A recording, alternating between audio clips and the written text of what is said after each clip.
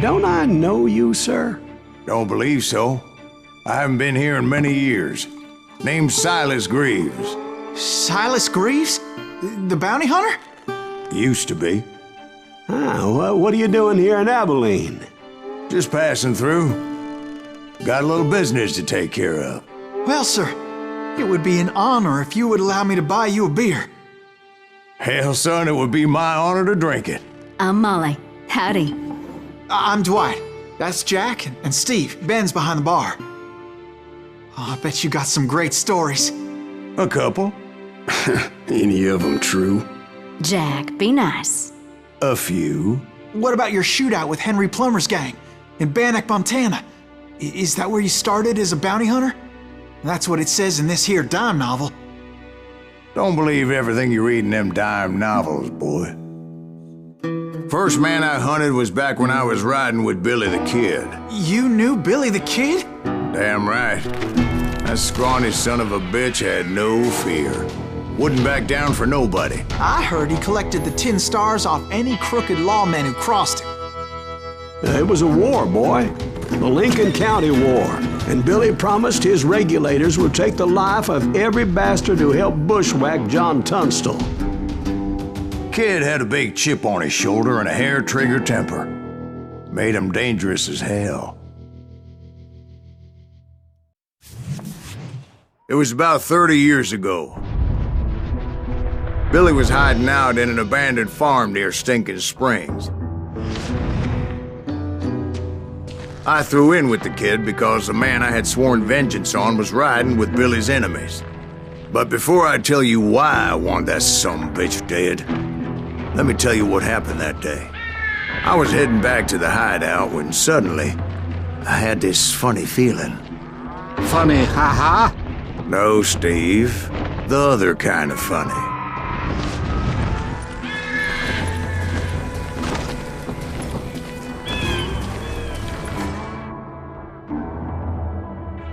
You heard Pat.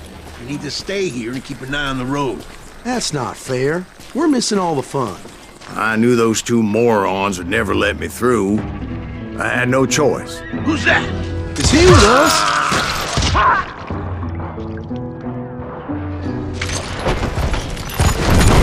Was it Pat Garrett's posse? Oh, yeah. I heard the shots and I knew I had to move fast. Fire at will! Spread out, goddammit! Garrett and his coming army from of the deputies rear! had surrounded the entire homestead. I decided to help Billy and the boys out a bit. So that's just what I did. Hey, we have one behind us! Stay on it! Covering fire! As the governor of New Mexico was paying for the kid's apprehension, Garrett was able to hire every gun hand in Lincoln County.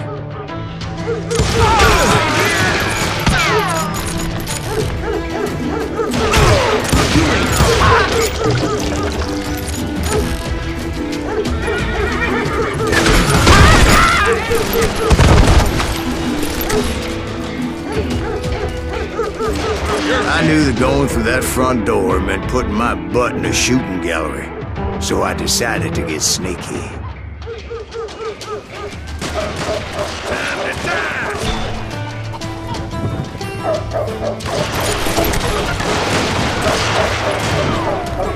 Watch out! He's one of them! God damn it, he's right behind us! Where the hell's Garrett?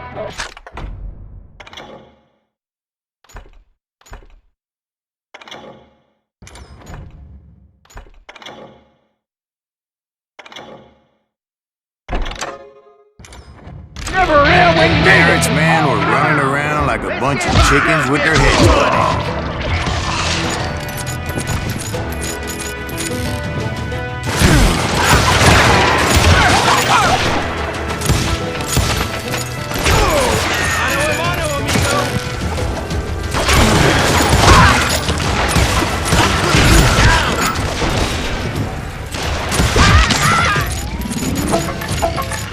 Let's do this! Still, one of them reached the water tower. Not a bad idea. It would be a turkey shoot from up there. You think you can kill me too?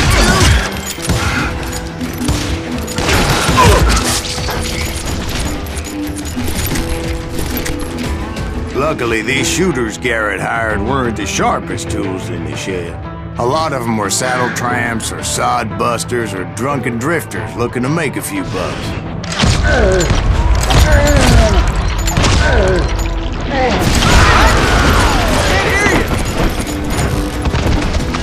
Then, I heard a friendly voice yelling at me from the window. Back door! We'll cover you! You idiot! Truth be told, things weren't much better behind the house.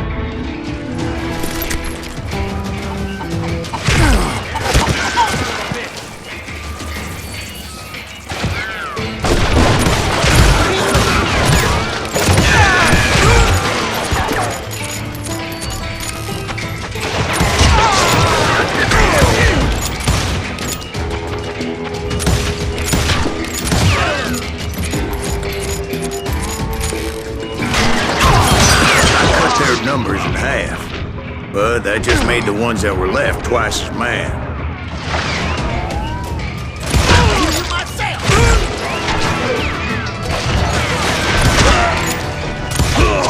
God damn you!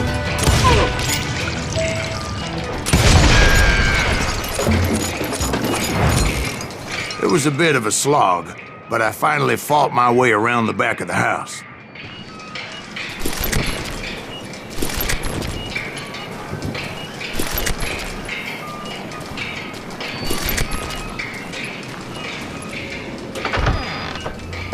And like that, I was You'll all inside, be dead, you none bastards! the worse for wear.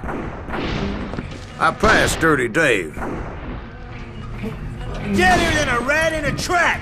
and upstairs I found Billy and Charlie Beaudry. How about that? Huh? You like that?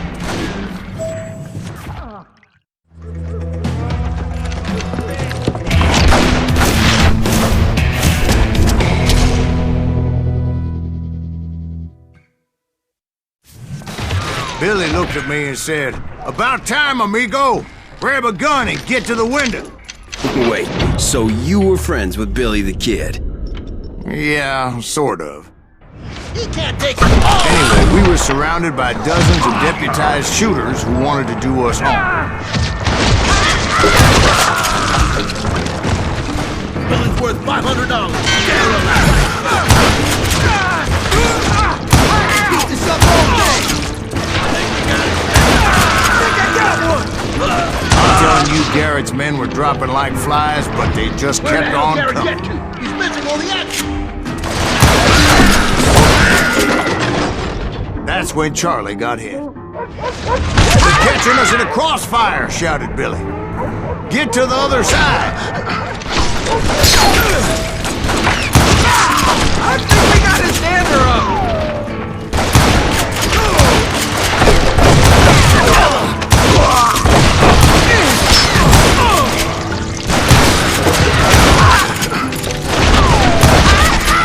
You will pay for that!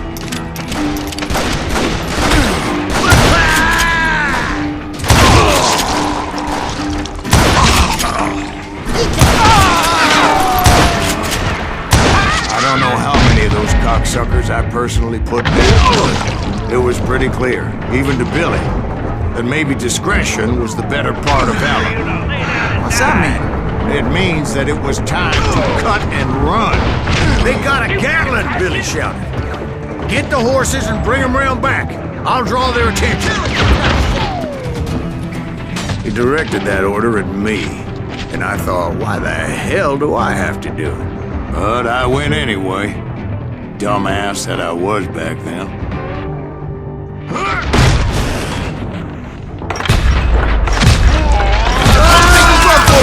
Those poor sons of bitches are Many done would have for! fled in my place. But I had that false sense of invincibility that many young men have. Like Jack here. What are you saying, old man? Jack, he's just joshing with you now. Yeah, he better be. Mr. Greaves, please continue.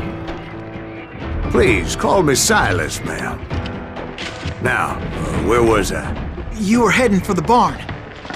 Gonna gut you like a fish!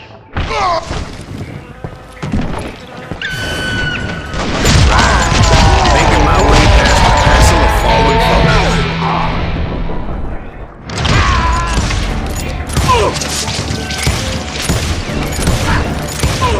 You or me?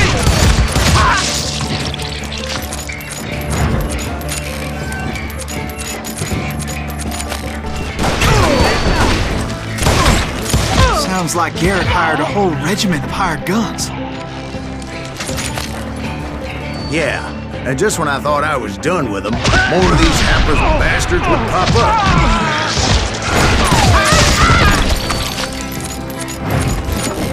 Finally, I had the stables within my reach.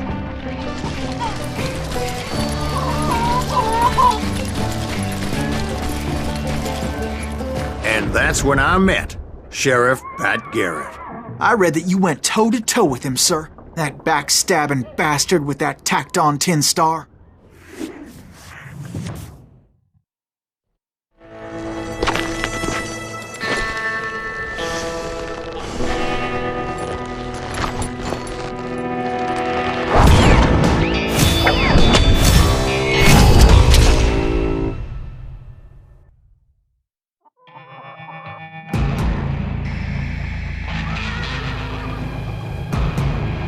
Challenged him to a showdown. You read that in a dime novel? It said he showed no fear as he took your measure with eyes like a rattlesnake.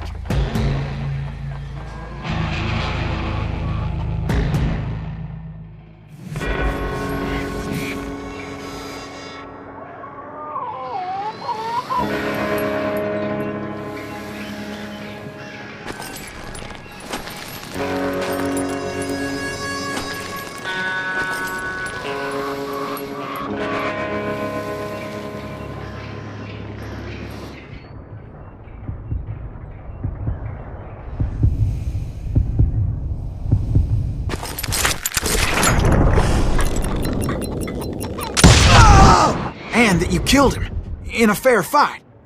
Is that what that penny dreadful said?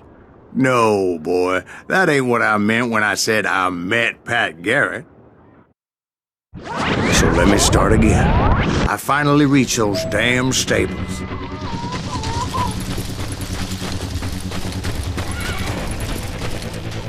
Stepped inside, and last thing I heard was Garrett's voice. That's not Billy. And go on, how did it end? And, boy, that was just the beginning.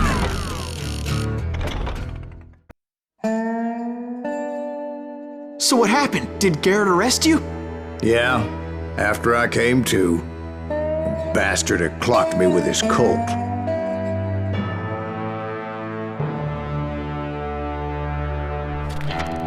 And the kid surrendered? When he realized there was no getting out of there alive. So they locked you up in Lincoln? Indeed they did. Sentenced me to hang right along with the kid. It's important to know that I was only riding with Billy so I could find the bastard I was after.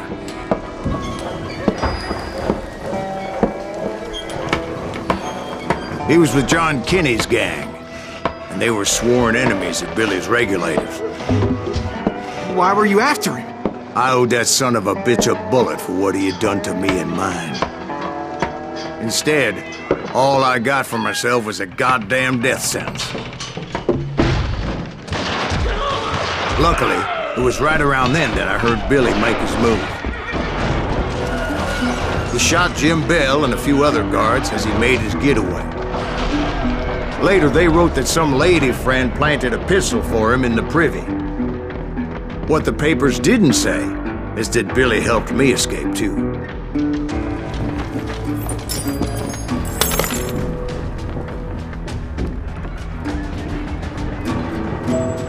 My first order of business was finding a firearm.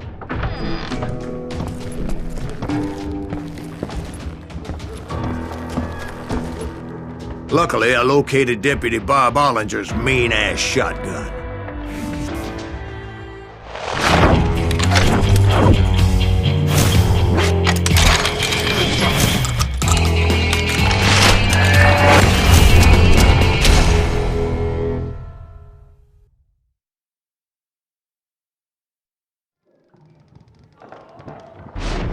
I saw Billy through the window, and he yelled that I should take to the rooftops to make my escape. So I did. Anybody see Billy? Shot Jim Bell! Hell yeah. That scatter gun was like a double-barreled howitzer. It could blow a man clear off his feet. You hardly had to aim at that. The kids escaped, raised a huge ruckus. Guards were everywhere looking for him. Can't let the kid get away! Oh my God! Anybody see him?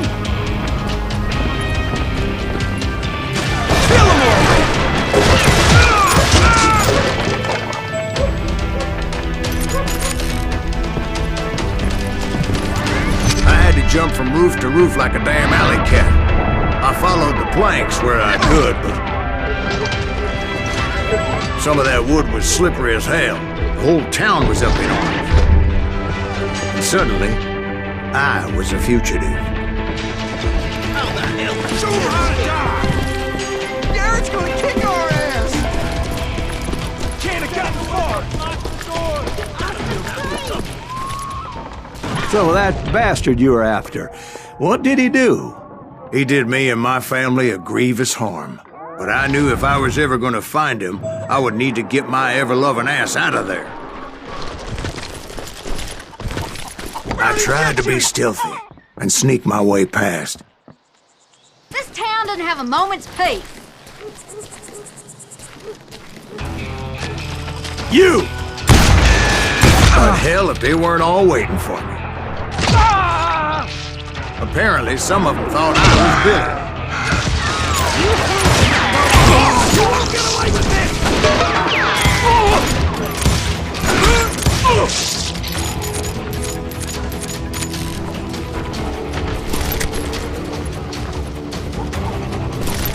Hey! He's in town somewhere! See, me and the kid shared a certain similarity in build and color. I was just glad I had Deputy Bob's mean-ass shotgun.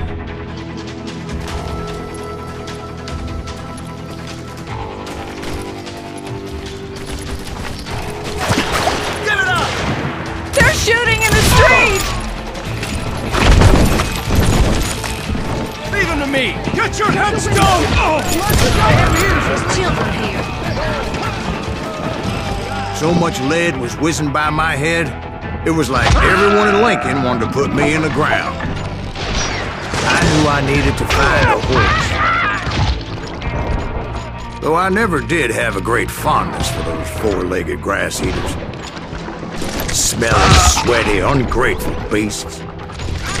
We prize them too high, if you ask me. You're threatening the lives of innocent people.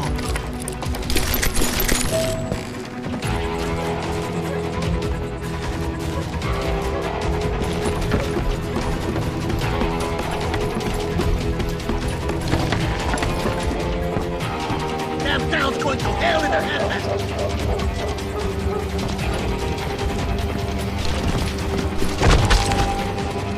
But where was the kid while you were busy getting shot at? Gone. And that's when it occurred to me why Billy set me free.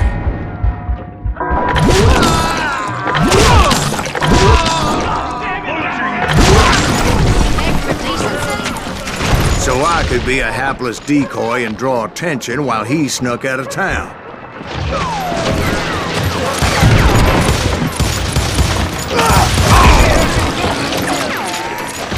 I knew if I made it out of there in one piece, no one would put a price on my head. Because everybody in Lincoln would be dead? No, because they all thought I was Billy. And all that blame would fall on him. Meanwhile, Deputy Bob Ollinger was organizing a posse to put me down. He was already a mean son of a bitch, but he was doubly pissed that I stole his mean-ass shotgun. Anyway, it was me or them, and the only way forward led me straight to perdition. But the cards were dealt, and I had no choice but to play them. We let him get away! How the hell did he get away?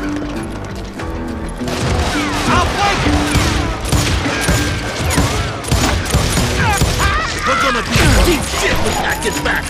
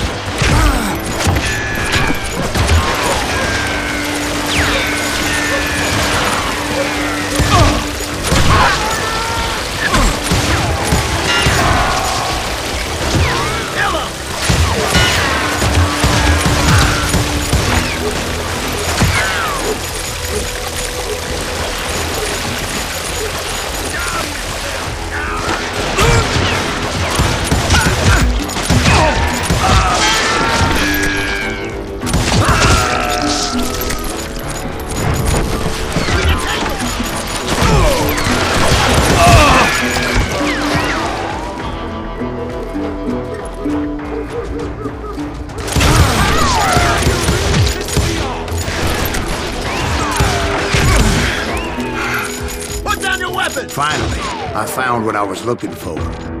The stables on the edge of town.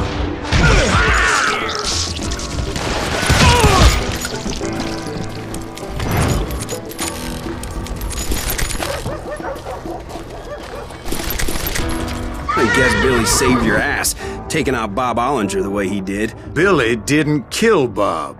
Well, sure he did. He dispatched him right after he shot Deputy Bell. No, sir. Because Bob came right up behind me, angry as hell that Billy had lit out. "Hello, Bob," I said. "I think you better let me go." And he says, "I don't think so, boy. Not with my shotgun." So we stood there in the middle of the street, eyeball to eyeball.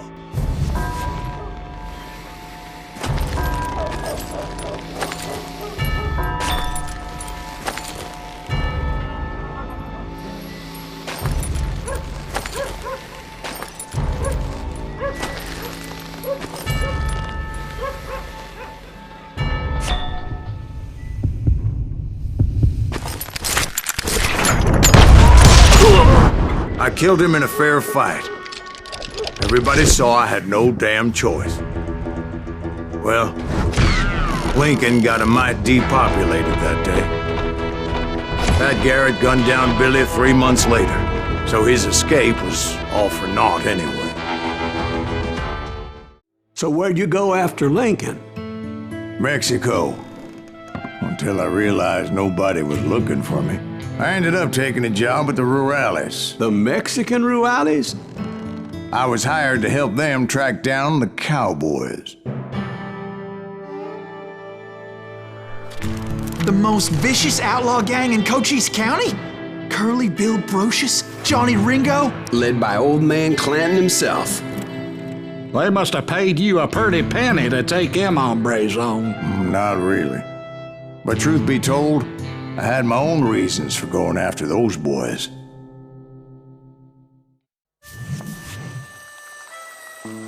So was the bastard you were after now riding with the cowboys? Roscoe Bob Bryant was his name. Oh. But no, this time it was a different bastard I was after. The aforementioned Mr. Ringo.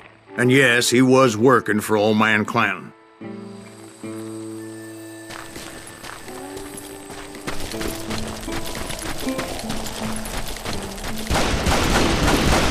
I hate fucking running.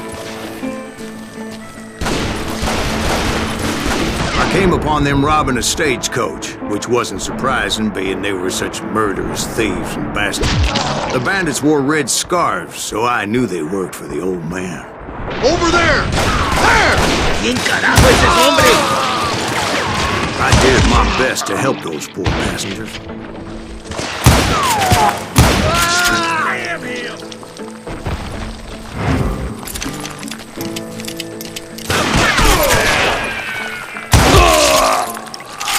Moments later, the attackers were dead, and I checked the stagecoach to see how many passengers were still breathing. None. It was then I wondered if the rocks weren't hiding more bandits. Was that all of them? Or did I just hit the rear guard? I quickly got my answer. They attacked from on high like Apaches often did. They would appear in great numbers from above and rain down lead on their hapless enemies' heads, making use of the high ground and whatever else they had. Yep, the Apaches always appeared out of nowhere, and there never seemed to be an end to them. Hold on, were you attacked by Apaches? What happened to the cowboys? Did I say they were Apaches? I said Clanton's cowboys attacked me Apache style. I was in a pitched battle, but I was holding my own against an overwhelming enemy force.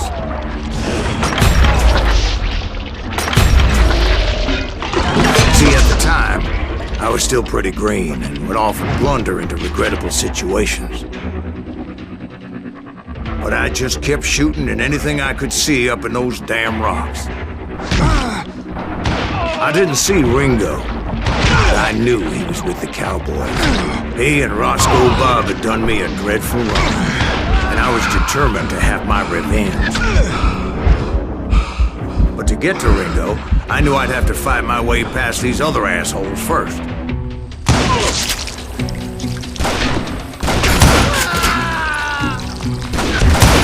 Unfortunately, I was running out of ammo. Another perfect example of my relative inexperience as a hunter of men. I immediately knew that a tactical retreat was called for, as my vengeful fury was much less impressive without the bullets to back it up.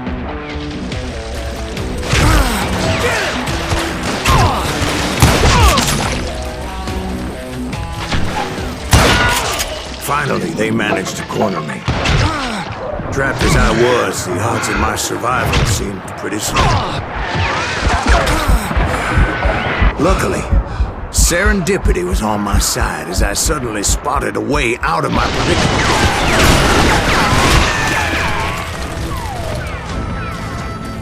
Stand and fight, you coward!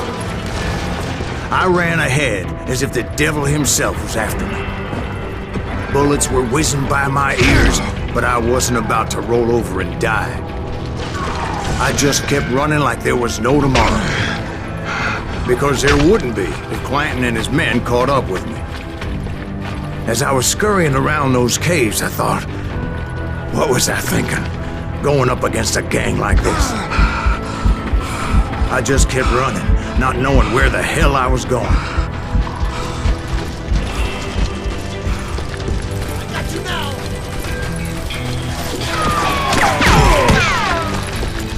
That's when something miraculous happened. Like manna from heaven, I found the desiccated remains of what looked like an Apache warrior. The old weapon next to him supplied me with some much-needed ammunition.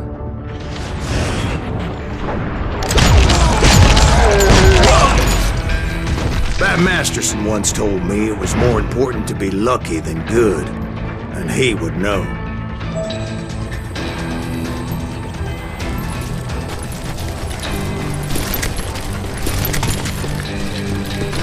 And imagine my surprise when I found a fistful of dynamite to go along with that ammo. That stroke of good fortune evened the odds and bolstered my confidence. It was time to turn the tables. Time for the prey to become the predator. Time for the hunted to become the hunter. Time. All right, Jesus, we get it. They were right where you wanted them. That's right, Jack. I was done running, and the old man's boys were not expecting that. No, sir. I came at them like a wildcat. My fury knew no bounds.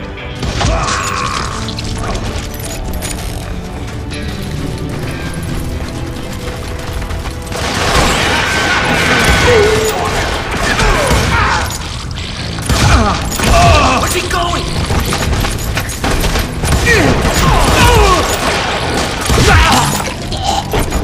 It was finally time for that old man to pay for his sins.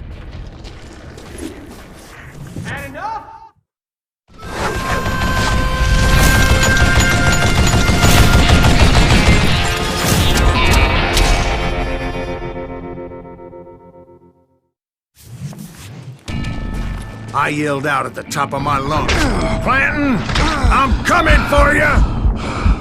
A little stealth might have made more sense, to be perfectly honest. Because that old fool had a Gatling gun and enough bullets to last him till kingdom come. But I knew I could not let that deter me.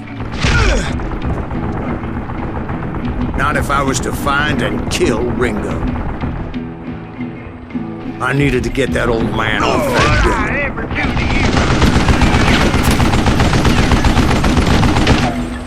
What a piece of crap! Wait! Goddamn book!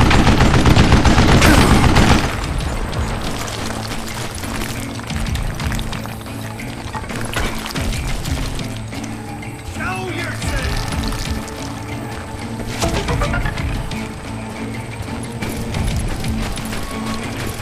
Most everyone thought it was the Ruales who had come up against him in Guadalupe Canyon, but it was just me.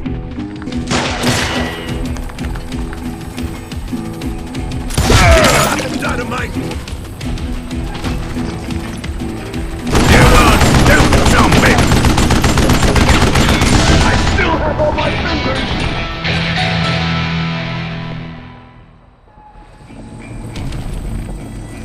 Where'd you get that? Oh, gotta reload! He can't do that! Got to go! I don't know how you live this long!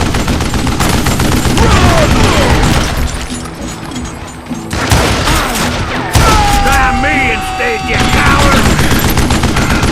Wait! Goddamn boat! Stop your hiding from me!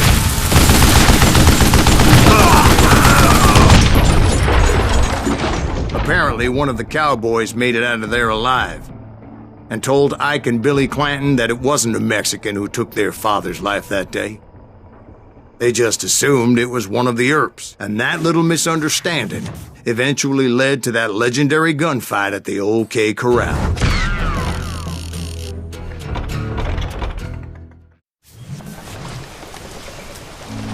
A few weeks after that dust-up at the OK Corral, I was still after Johnny Ringo. I had tracked him and the cowboys to their hideout at a sawmill, and they were loaded for bear.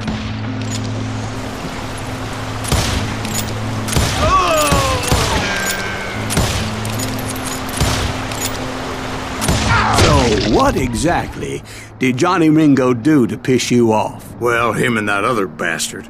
Roscoe Bob Bryant? Yep. They both deserve to die, and I promise I'll tell you why.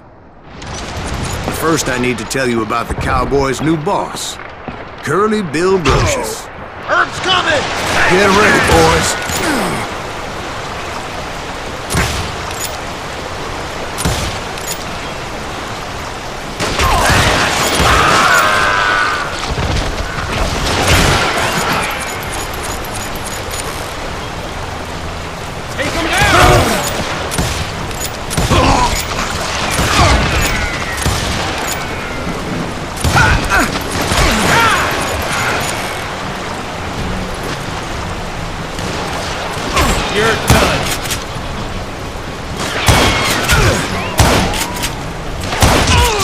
Curly Bill took charge of the Cowboys upon the old man's demise, and after that gunfight at the OK Corral, the Clantons wanted revenge. So they murdered Morgan Earp and grievously wounded his older brother, Virgil. Just shoot the son of a bitch!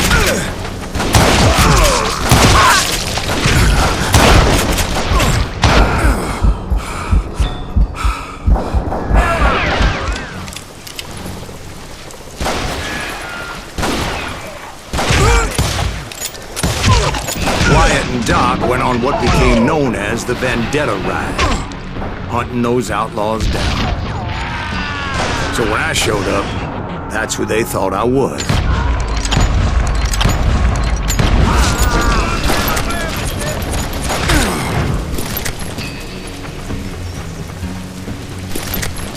Bad enough?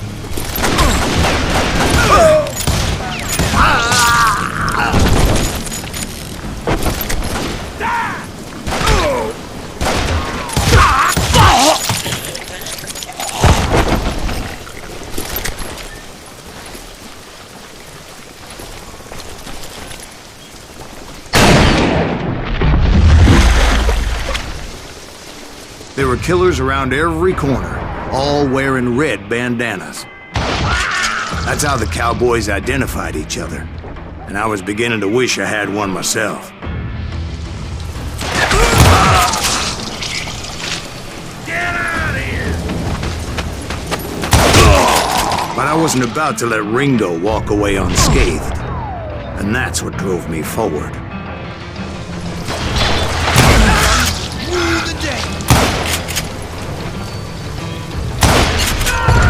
They say that Ringo was infernally fast. I hardly saw anyone faster, boy. Certainly not Wyatt Earp.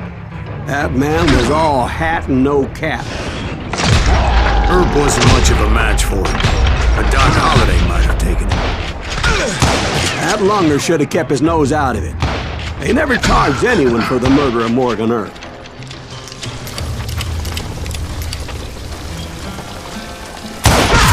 Damn you!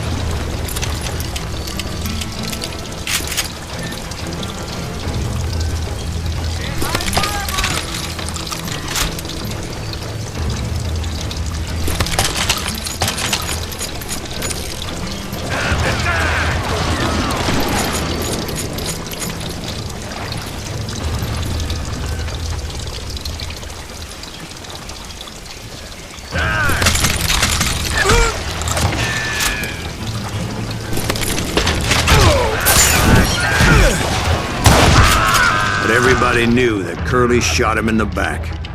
That was common knowledge. Yeah, maybe so. But Ringo had nothing to do with it. He was just being loyal to a friend. Is that what you call it? Being loyal?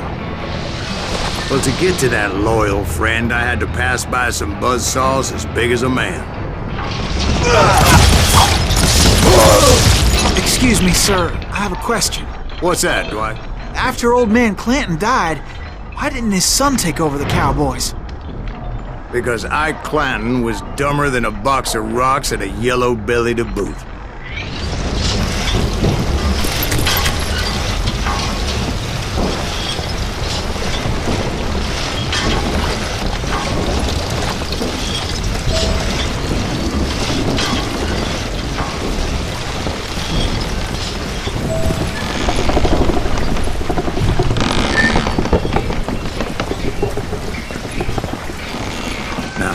Where was I?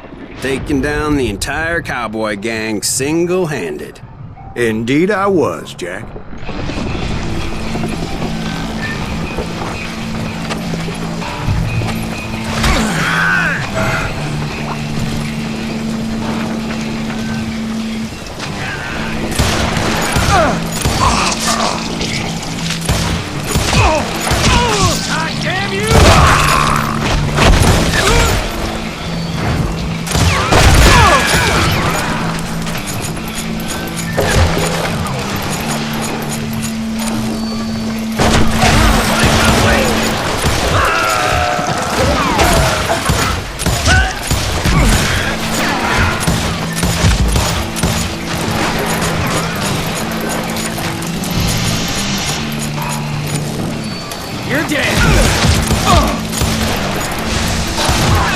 Though it wasn't easy, as those boys had good cover.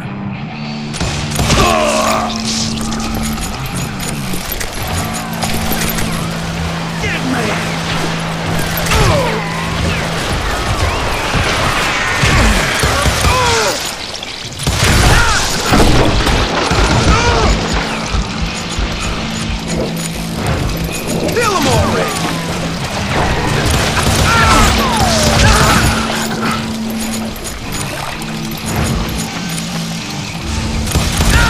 You know you can't.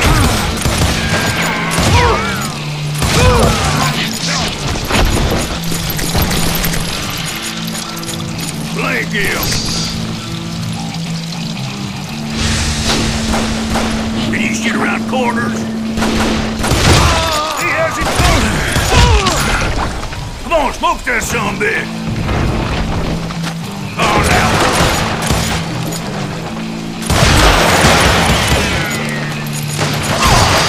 The kill.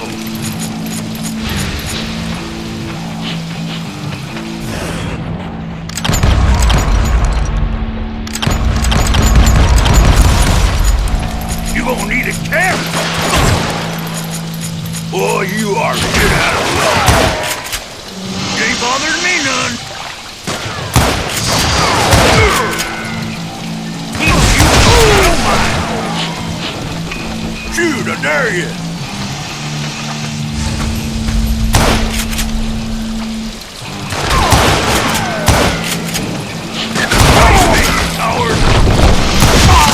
There were carts everywhere, piles of lumber, and God knows what else for people to hide behind. That really was one hell of a sawmill.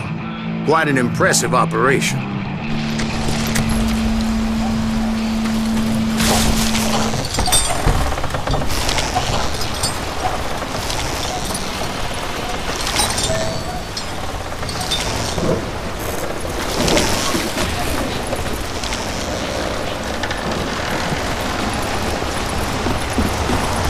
And where was Curly Bill? Did you see him? I'm about to get to that, Ben. Patience. I'm painting a picture here. There was this beautiful waterfall and a crystal clear stream that led to a verdant valley that was truly... Consider your picture painted. What happened next? Well, finally the bastards that were still alive made a last stand.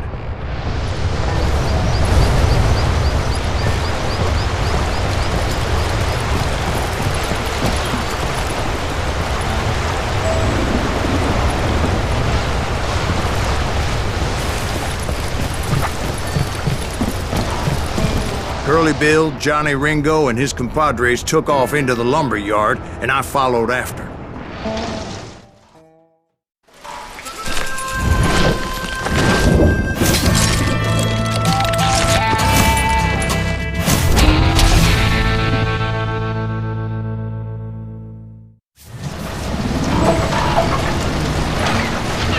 Are you saying they ran? Cowardice was not in Ringo nor Curly Bill's nature. No, sir. I never said they were running scared. They just wanted me out in the open. Turn the dance with the devil! You working for Wyatt Earp?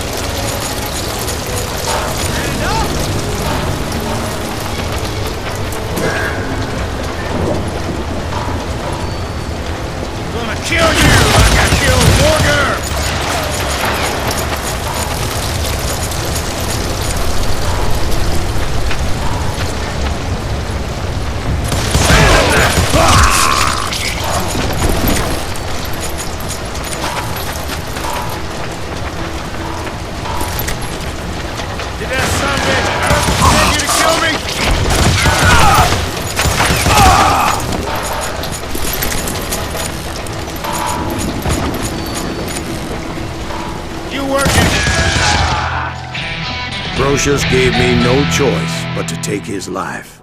But Ringo was nowhere to be found. I knew you didn't kill Ringo, because he was found dead in a different location altogether. To this day, his killer is still unknown. Indeed. Took me a few months before I finally tracked his ass to West Turkey Creek Canyon.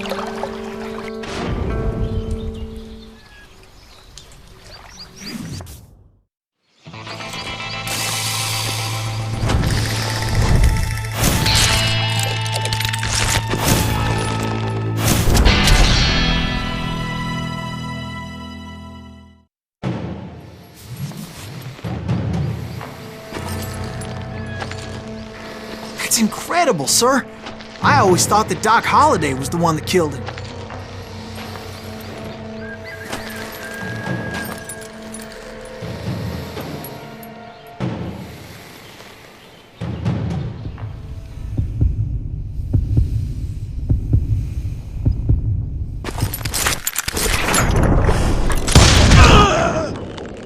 Sorry I had to ruin the legend for you, boy.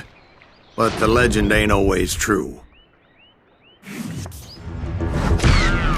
Doc Holliday had nothing to do with the death of Johnny Ringo. I was paid a healthy bounty for Ringo and Curly Bill, and realized there was real money to be made. That's why I went after Henry Plummer.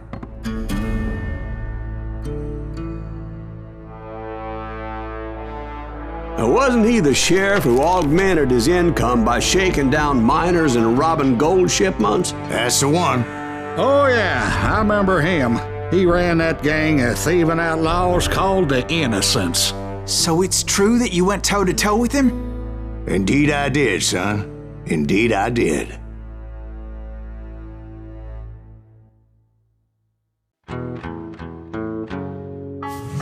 I knew I needed resources if I was going to track down Roscoe Bob Bryant, and hunting Plummer looked like a good way to get rich quick. As the local vigilantes exposed him as the leader of the bandits, and put a generous price on his head. Plummer rallied his gang to plunder one last gold mine before making their escape, and that's where I thought I'd find him. It makes me nervous standing so close to all these goddamn barrels of gunpowder. Why would you be nervous? No one has the cojones to come after us. As long as you don't light up a cigar, we're fine.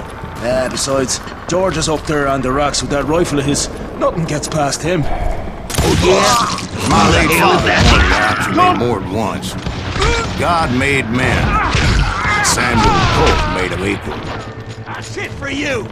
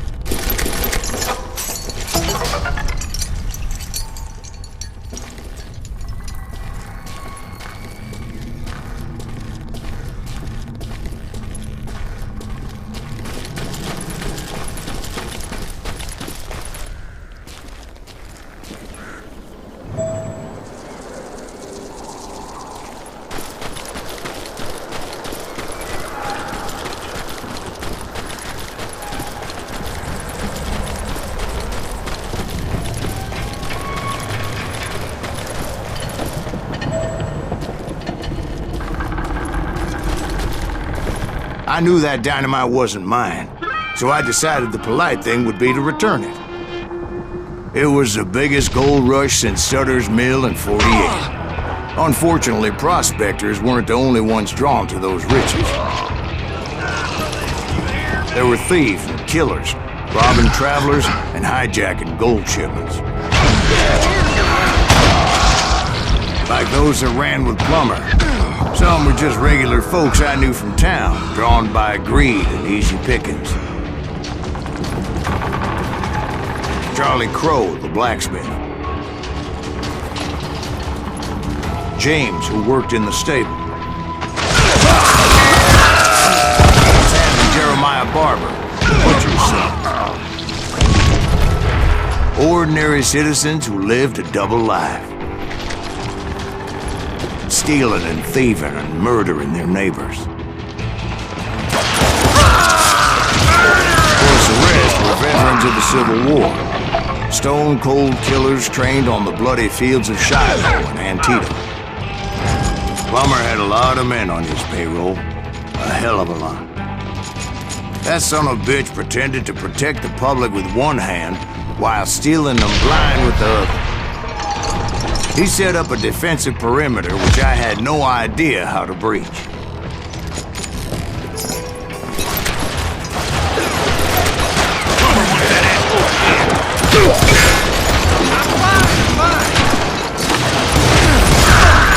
Dangerous, desperate individuals.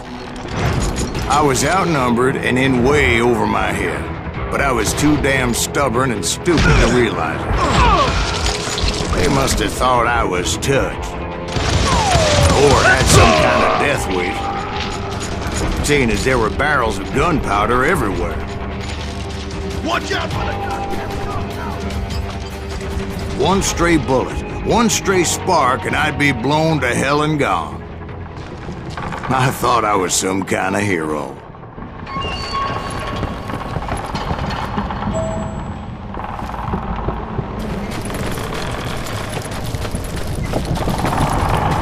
I finally made it past and headed on to meet my destiny.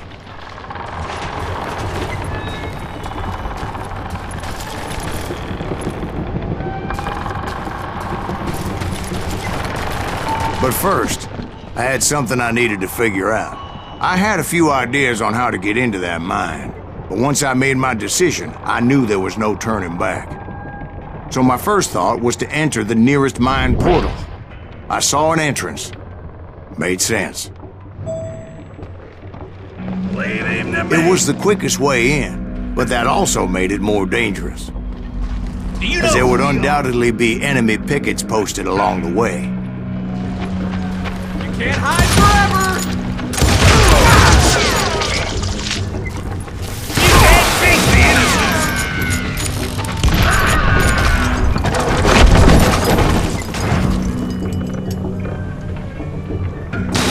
You're dead! You can run! Can't hide forever!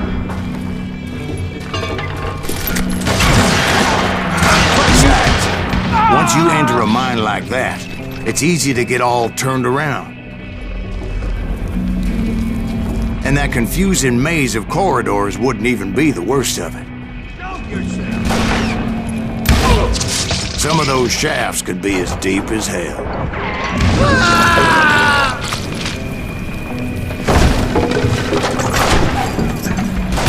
I'm getting the hang of this! A single stumble or misstep can easily end in a deadly plunge to oblivion.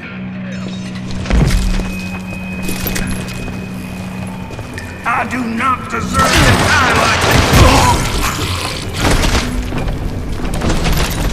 Quick reflexes often make up for a lack of common sense. Luckily, I was never one to be easily bushwhacked. I would just need to be careful not to blow myself to kingdom come. With all that gunpowder and dynamite everywhere, a body has to know what he's shooting at.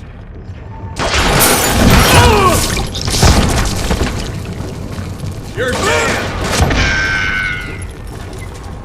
One wrong bullet could have turned that mine into a dad-blasted tomb.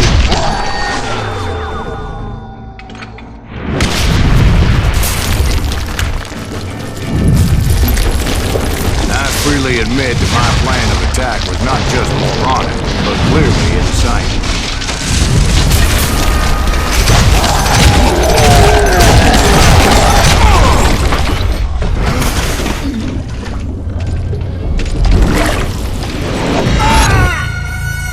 It's a good thing that I abandoned that ridiculous plan before I even tried it. Instead, I spotted a ladder, a way into the mine from the opposite side.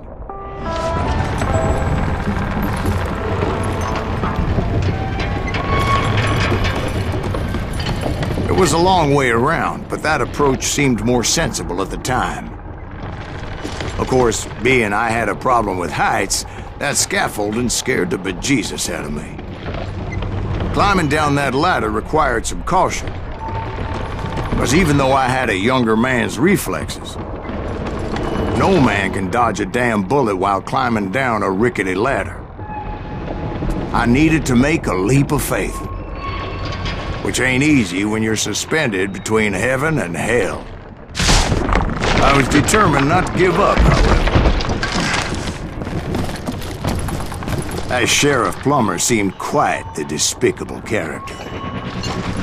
When the vigilantes discovered what the sheriff was up to, people were outraged. That 10,000 they put on his head would go a long way to helping me find old Bob. I had made it my mission to settle that score come hell or high water.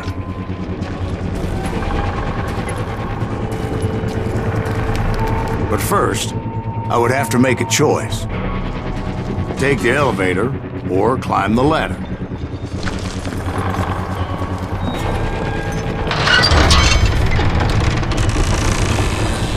I picked the more convenient and more dangerous route.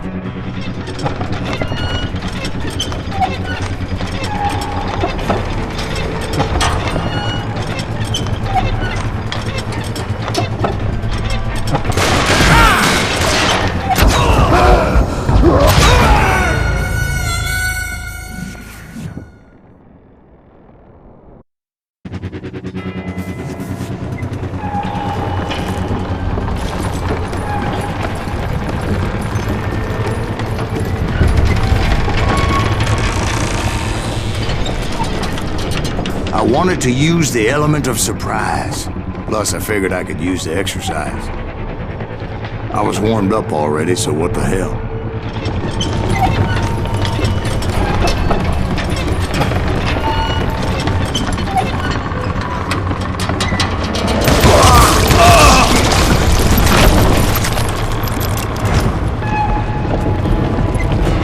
Plummer was a mad dog killer.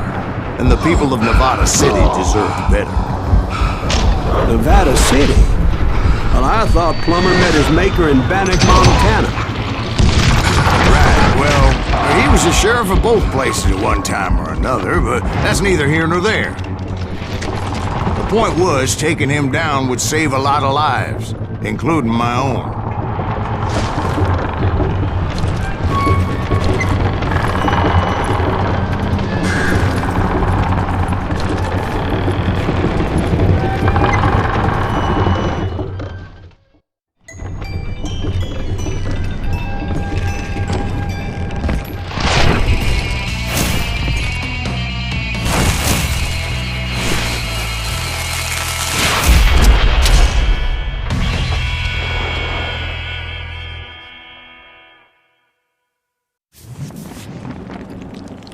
Gonna need a dustpan up this day is just getting worse and worse for you, ain't it?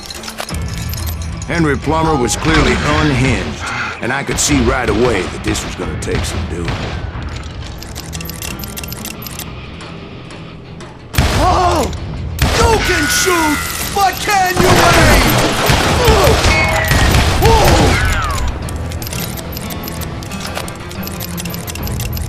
I'm going all medieval on your ass. I need some help here!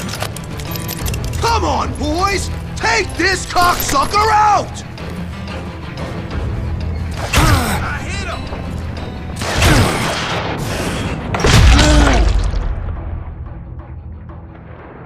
He's almost...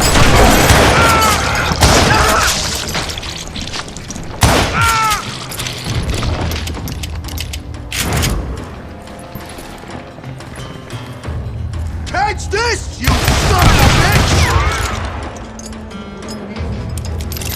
You ain't taking me!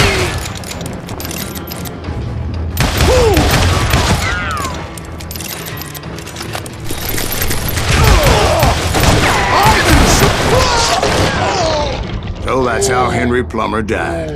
Him and his crew were worth their weight in gold. And now, I was officially a bounty hunter.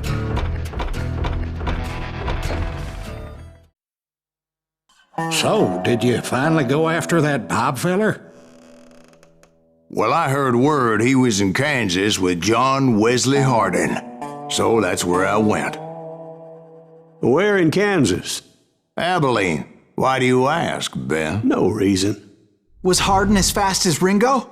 Ringo was fast, but John Wesley was as fast as the devil himself.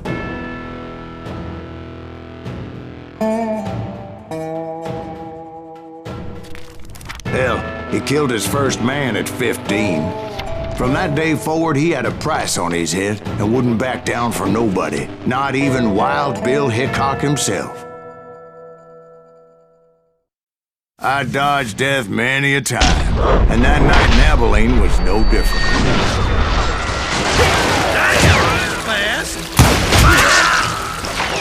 I was there with the intention of finding that bastard Bob and collecting the bounty on John Wesley.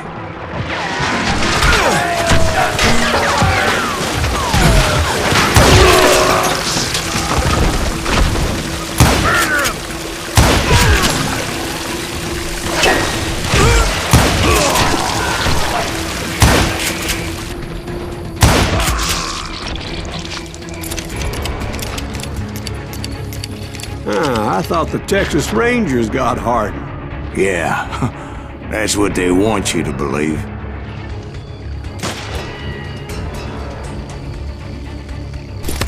You can run, but you can't hide forever.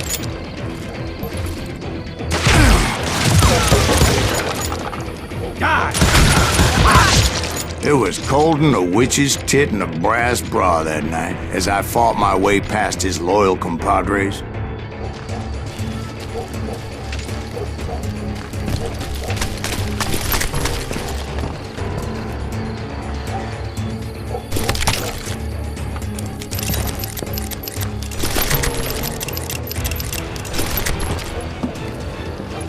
To the very same saloon we're sitting in today. Look around and imagine this place painted in blood. Hardin was waiting for me.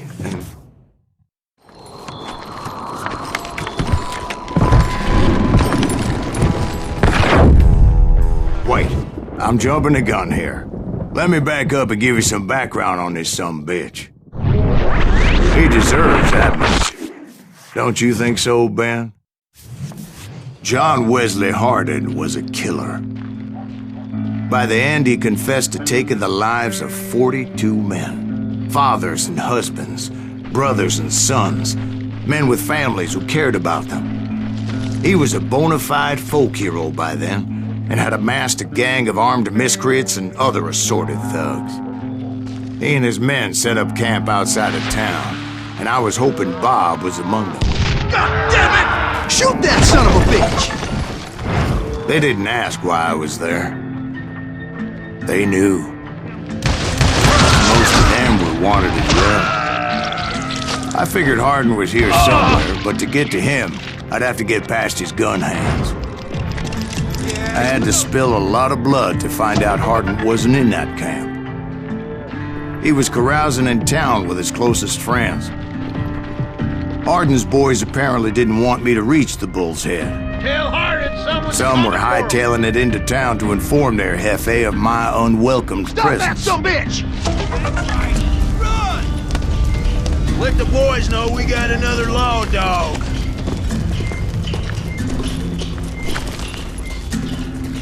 Can't believe you keep missing. Brother,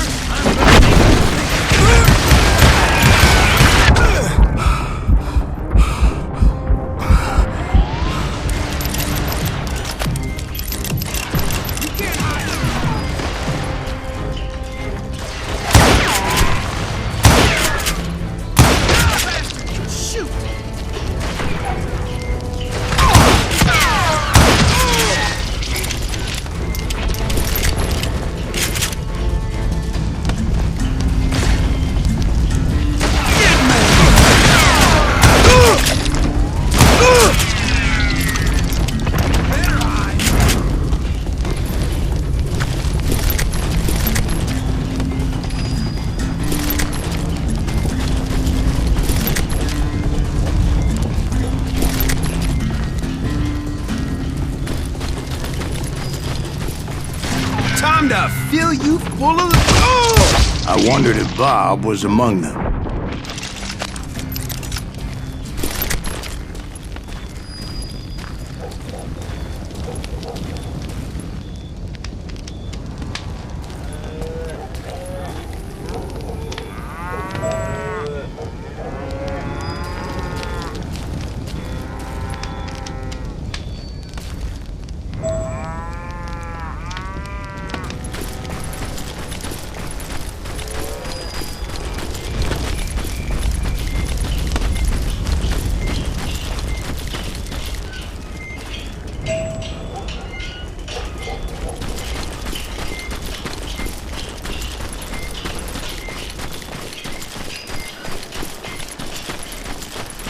and I steeled myself for the fight ahead.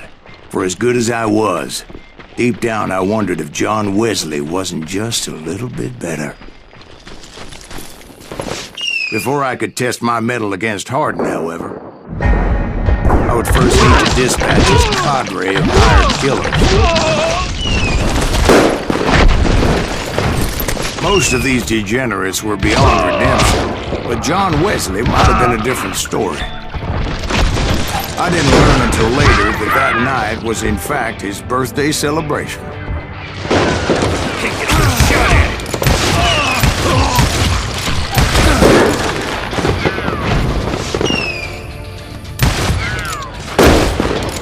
There he is.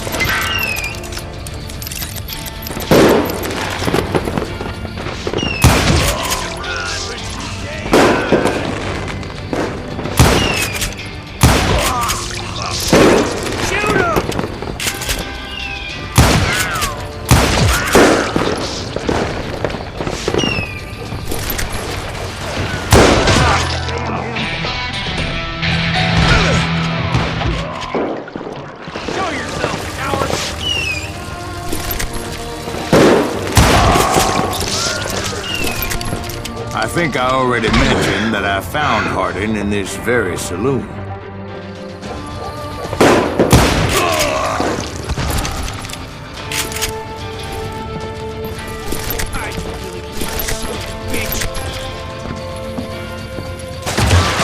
Suffice it to say, nobody there was happy to see me.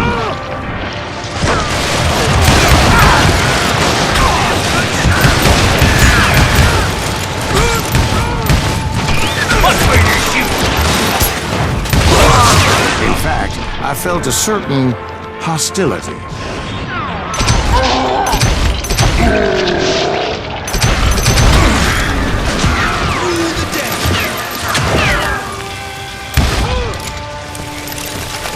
You just met your match!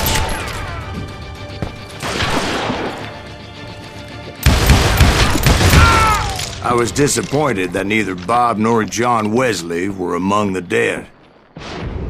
But that was short-lived, as a moment later I was facing down the fastest gun in the West.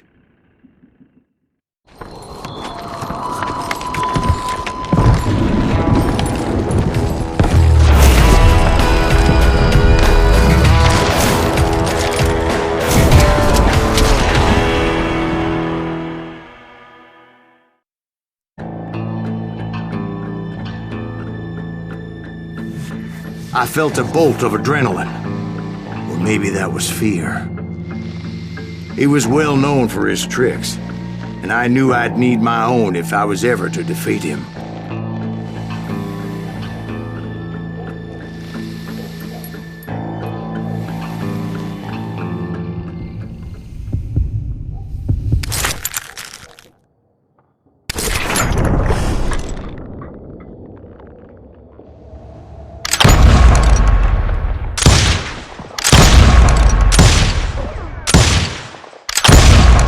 Was faster than greased lightning, but being inebriated as he was, he didn't count his shots. And now, he was at my mercy. So he didn't die? No, I sent him to prison. Years later, after he was free, some restless avenger took his life. Shot him in the back in a saloon just like this one. Anybody up for another beer? Ben? Thank you, darling. Yeah, some say revenge is a dish best served cold. So whatever happened to that Bob guy you were after? Personally, I'd like to hear some of your other adventures. Like, I don't know, do you ever go toe-to-toe with a red man?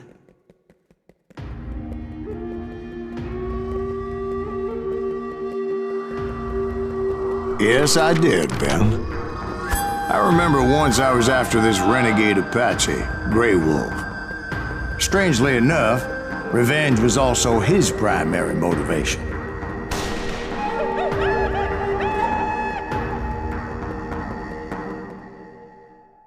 A bounty was put on Grey Wolf's head, and that's how I came to hunt him in the mountains. Mountains so high they tickled the nether regions of heaven.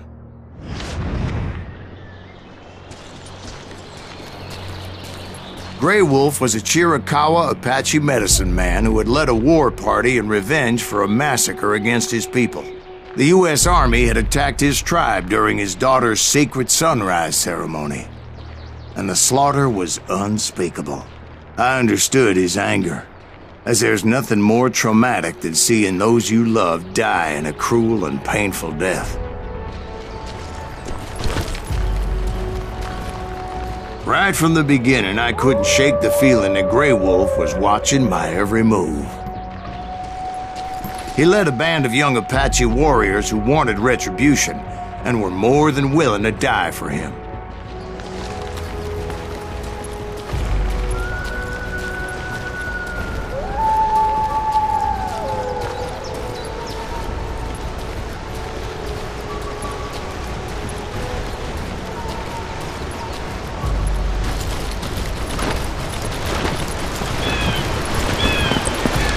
They saw me before I saw them.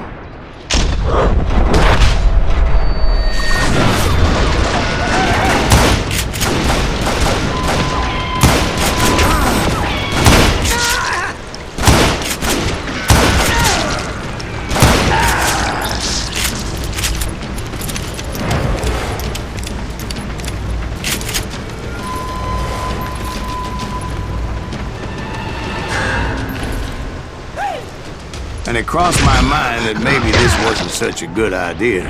But now that the shooting had started, there was no backing down.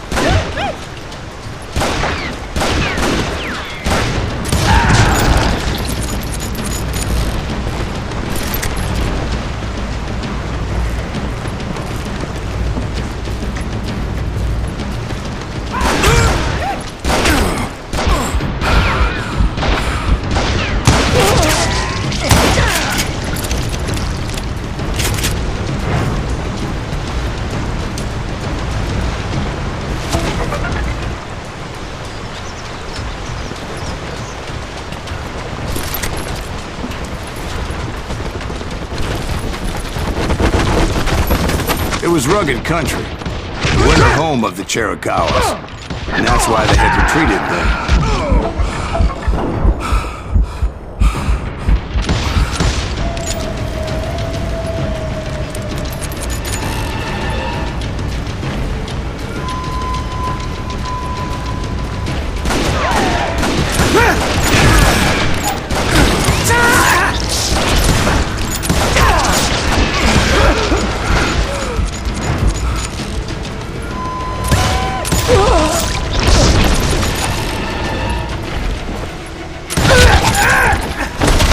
I admit to having some regrets about going after them the way I did.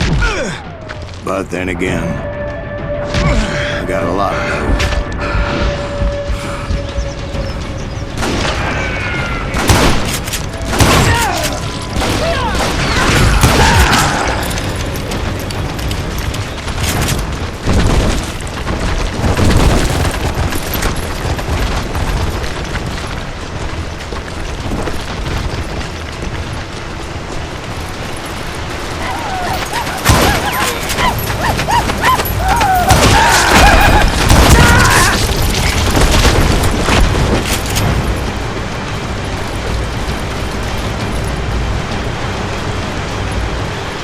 Did you find Grey Wolf?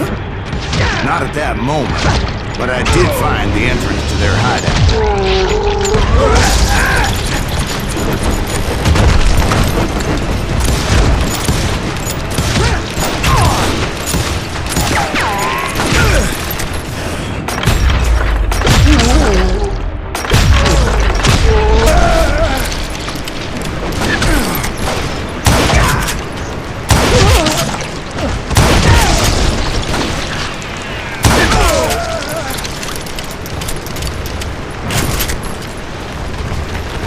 deep crevice that led to a deeper cave. Don't tell me you went in there. Yeah, but it's not out of bravery so much as pure, angry cussedness.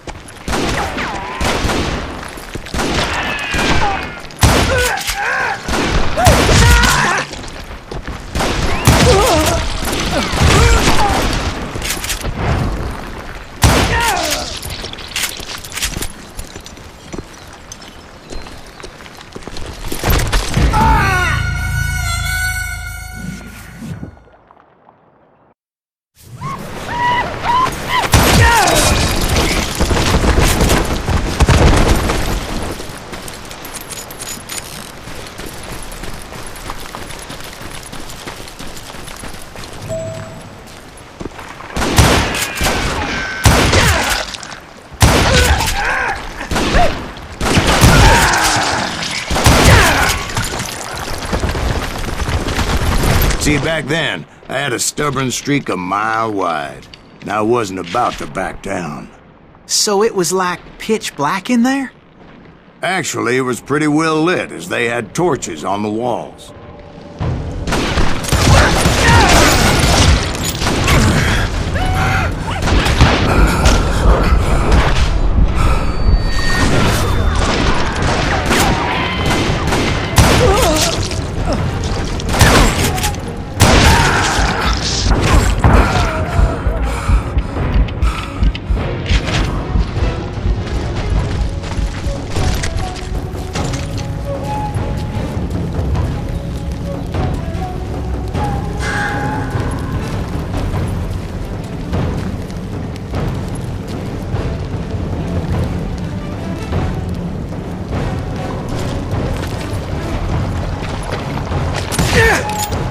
How big was his cave?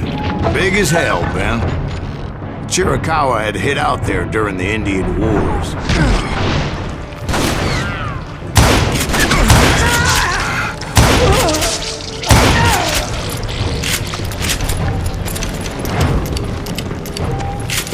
They thought it was haunted with the ghosts of those murdered by the horse soldiers. The cave was haunted with dead Indian ghosts?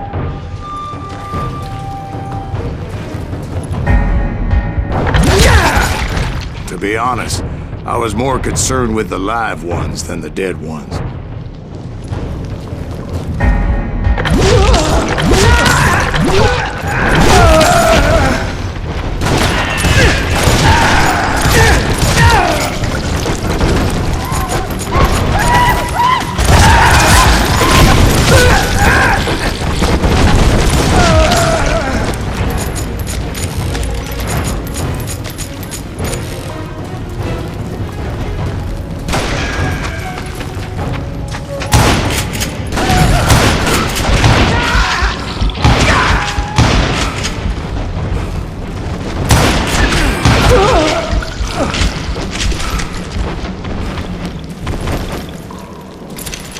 How come you know so much about engines? A few years back, I was married to two Mescalero women. At the same time? Yeah, they were sisters. Polygyny is traditional among the Mescalero. So what happened? Oh, I had to get out of there. Those girls never shut up. Both of them nagging at me all the time. Drove me half crazy. Haven't seen them since. No, I mean, what happened with Grey Wolf? Oh, well, I pursued him into the Cave of Death.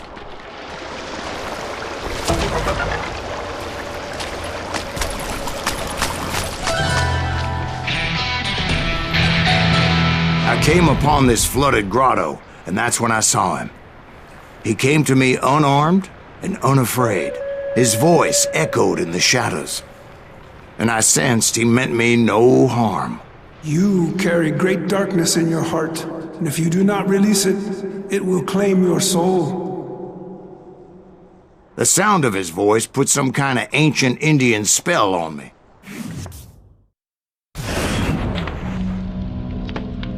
as his story unfolded in my mind.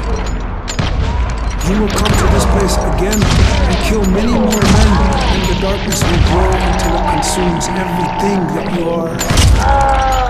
The soul would have no rain if the eye had no tears. He said I was a great warrior, a coyote man, unequaled by any other pale-faced warrior, or something like that. The snakes will bite shadows of your past until a venom poisons your heart, and an echo of the song of the dead summons the spirits deep from within the mountains. I didn't quite get what he was saying, but there was definitely snakes. And indeed, his warriors surrounded me and attacked me like hungry wolverines. They couldn't stop me, though, and Grey Wolf wasn't in the mood for iron talk.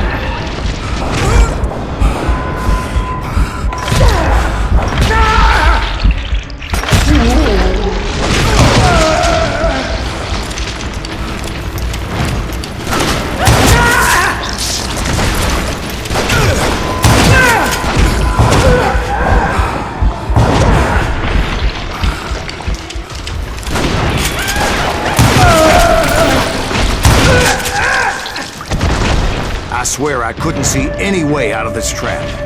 But suddenly, one just appeared. Kind of like a miracle.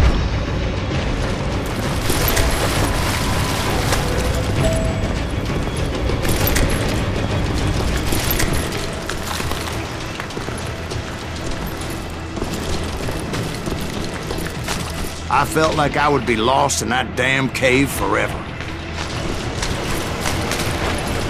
Finally, I found myself back outside, perched on the edge of a precipice, overlooking a thundering whitewater river. To get where I was going required several leaps of faith, but no way in hell I was turning back.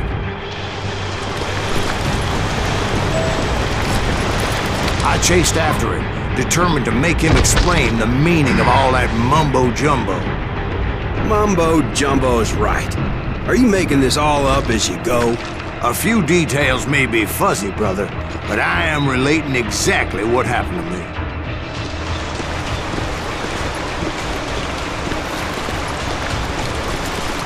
There were dozens of Apache warriors aiming at me from on high. Dozens?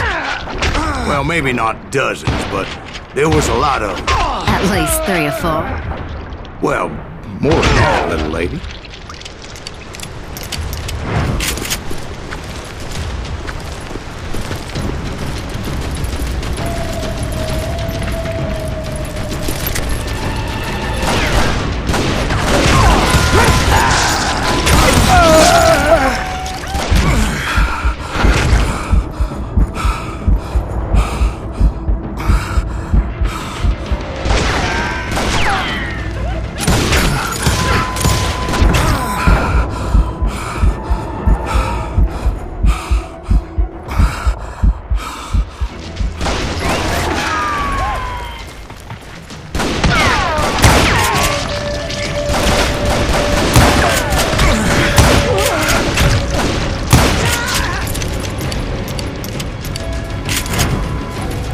Steep climb up creek ahead of me and scrambled up those rocks like a mountain goat.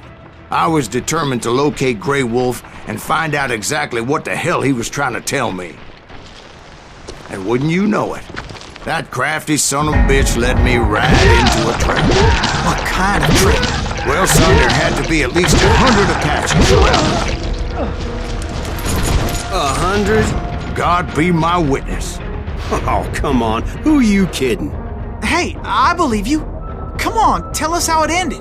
All right, but I'm not gonna drag this out. Where were we? You were surrounded by 100 Apache warriors. Well, I didn't take the time to count them exactly, but there were a lot of them.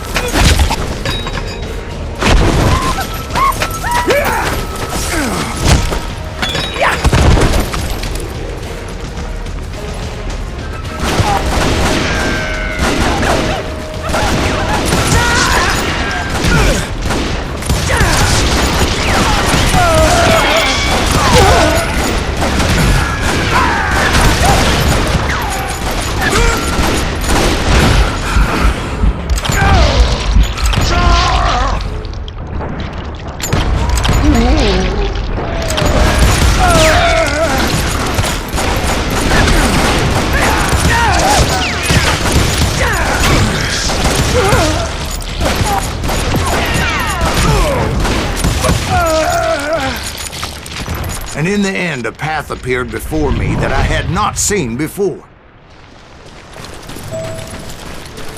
I followed it as I desperately needed to find out what Grey Wolf was trying to tell me. But it was like that son-of-a-bitch disappeared into thin air.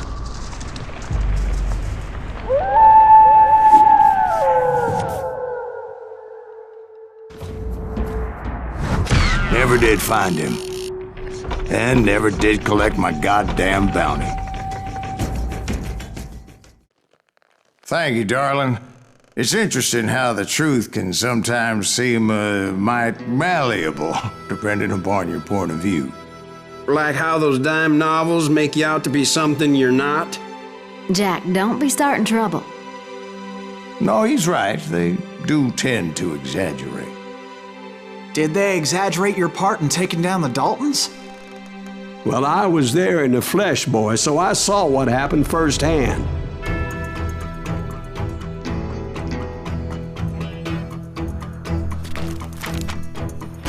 Those Daltons were lawmen once, before they all went bad, robbing banks and trains clear across the territory. Until Coffeeville, of course. I was one of the citizens who took up arms that day.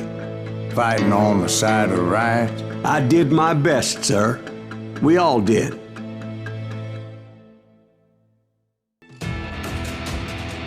It was early morning.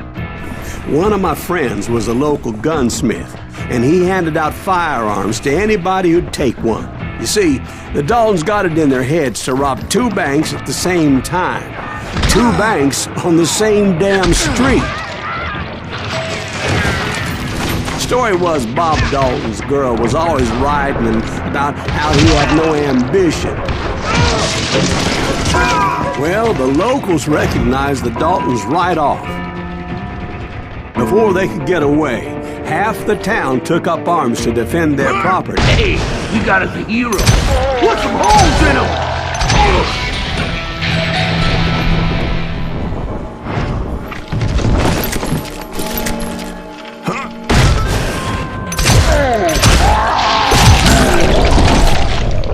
The brothers paid dearly for their stupidity, but everybody knows they had it coming. There's more to it than that. I read all about that day, so I know for a fact that it went down very differently. First of all, it was high noon. A posse of U.S. deputy marshals were on the rooftop across the street. Get ready, boys. They're gonna make a move. The lawmen had been tracking the Daltons for months, and now they finally had them dead to rights. But those boys had a reputation as stone-cold killers, so the marshals took every precaution, knowing they wouldn't go easy. Among them was a bounty hunter feared by many a lawbreaker. This man had no intention of letting the Daltons slip away. The marshals tried to get the Daltons to surrender. They'll give up eventually. We just gotta wait till something reaches out. This bounty hunter knew that the brothers were far too proud to ever lay down their guns. He went in there alone to confront those criminals. One of the marshals shouted, "Where are you going? Are you crazy?" Hey, where do you think you're going, dumbass? That rifle's mine. He saw a way to get around to the back of the bank. Then he figured out how to hit the Daltons from a direction they weren't expecting.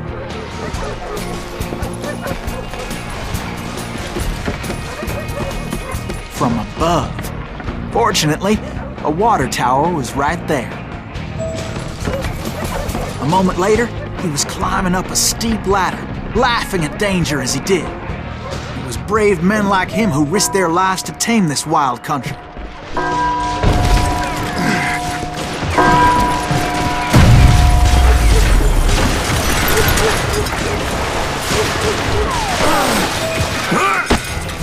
We've got company! Heroic men like him, who did what other men couldn't or wouldn't to make this country free. Jim Bowie and Davy Crockett, who died defending the Alamo. That Silas Greaves? Son of a bitch!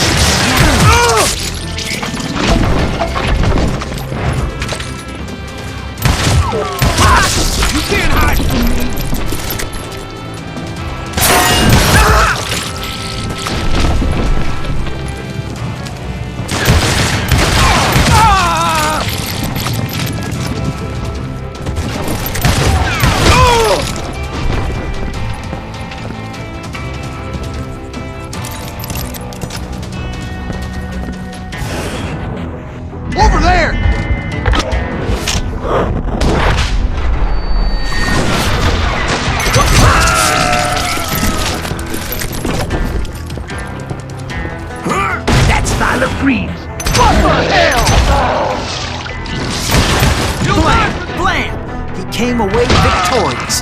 taking down those thieving Daltons.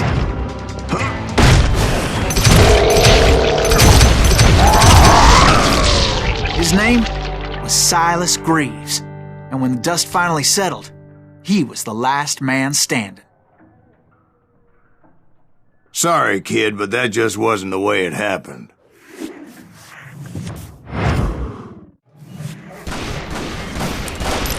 It was early evening, not high noon. It's you or me! Daltons blew up a safe, and were all set to hightail it out of there. I was late to the party, and Coffeyville was already up in arms. Those pathetic deputies surrounding the bank were dropping like flies.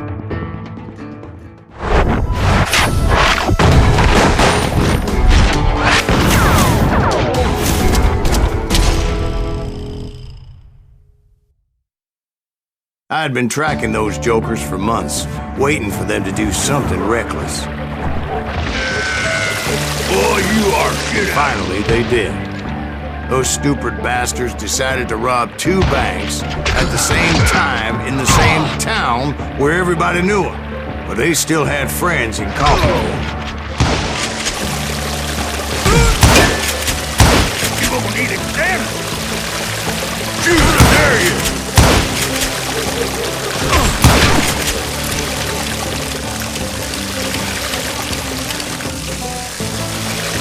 What are you gonna do?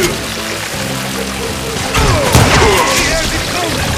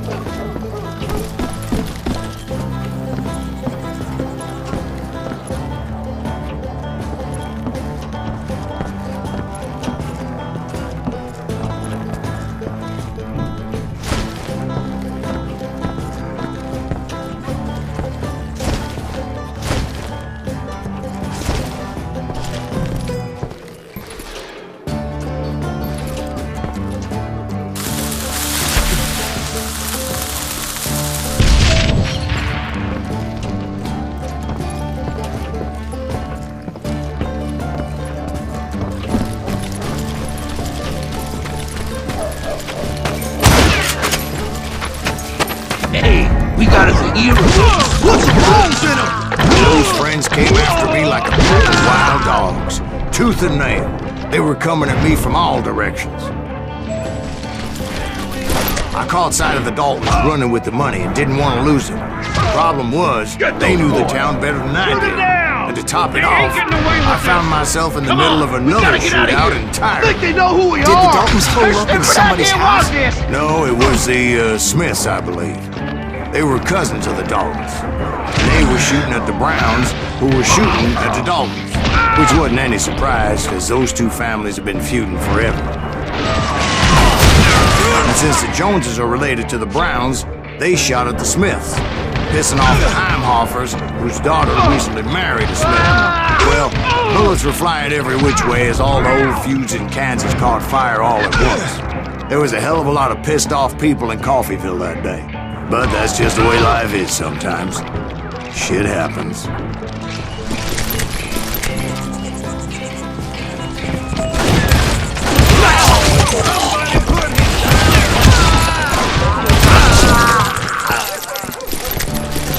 Show yourself!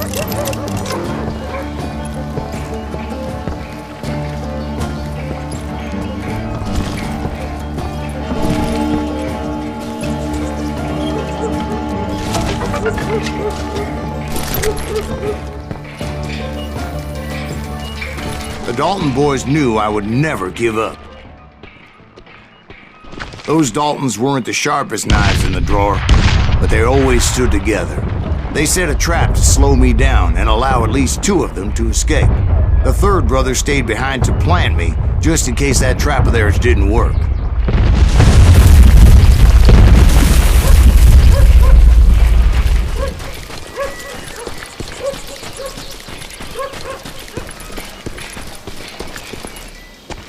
was Emmett, the youngest, and he decided to stand his ground and face me down. I ain't afraid of you, Silas Greaves. This is where it ends for you. He was determined to protect his brothers. And I understood how he felt.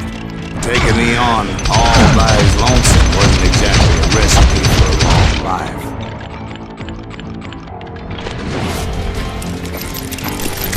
It's all killing time.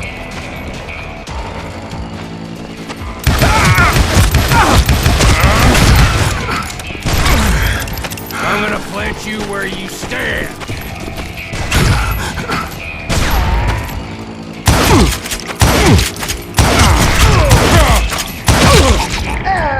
But Emmett Dalton survived the robbery in Coffeyville. He's the only Dalton who did. They say he was shot 23 times. Well, Dwight, who do you think put all those damn holes in him?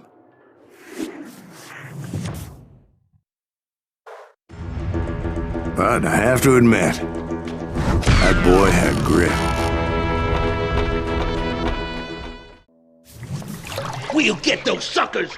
It took me a couple of days to track the Daltons down. They can't get away with this! And in that time, a whole posse of local vigilantes offered to lend a hand. We'll track him to the ends of the earth. They seemed as determined as me to find those outlaws. But as we headed into those swamps, it was like I had my own private army. There was no way those boys were getting away this time.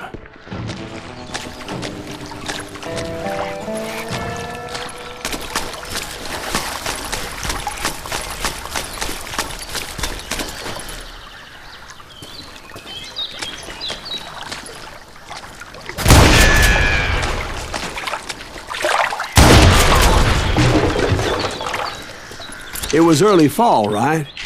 Beautiful time of year. At least you had the weather on your side. Not by my recollection. It was damp and foggy as hell.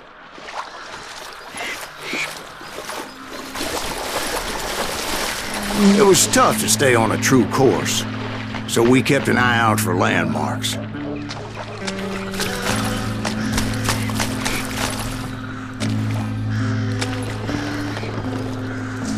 It was autumn. The maple trees were in full color, red as blood.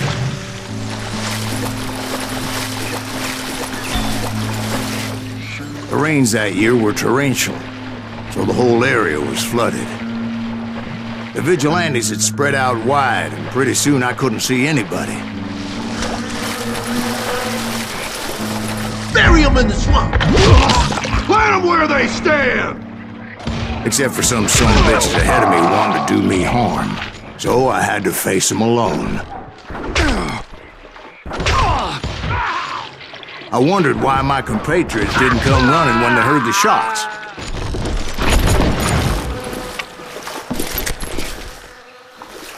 So did you find the Daltons? Not yet. But I did have the questionable pleasure of meeting a few of their friends. You pay for that!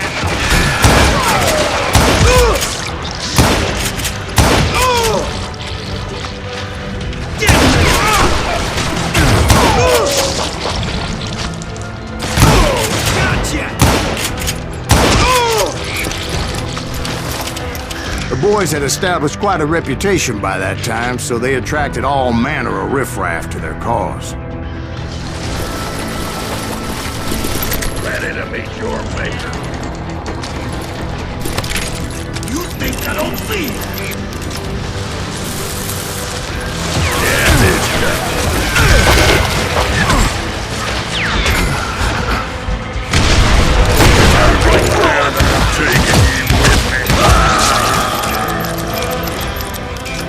kill that!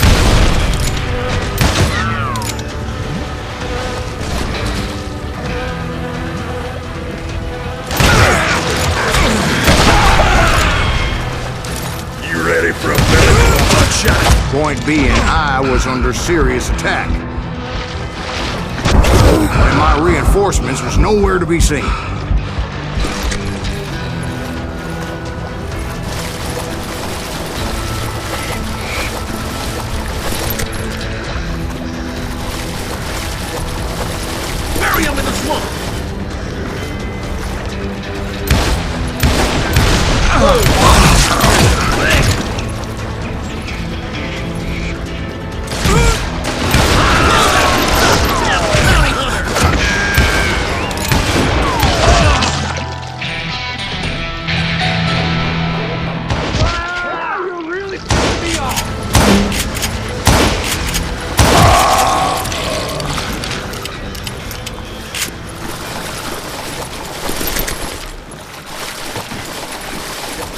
But luckily, a barn materialized as if right before my eyes. I scrambled up top to get a better view.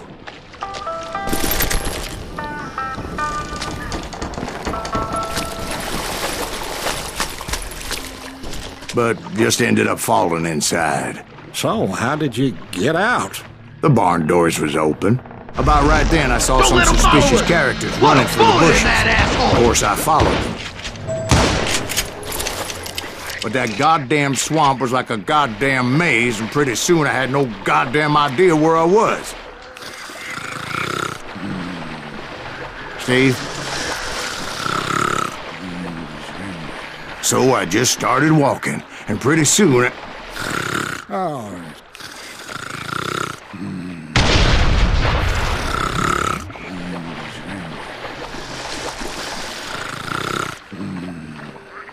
Steve? Steve! Huh? Oh, no, I'm listening.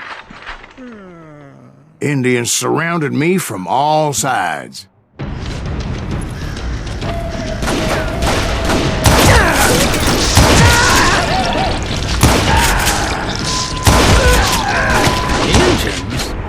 There were Indians?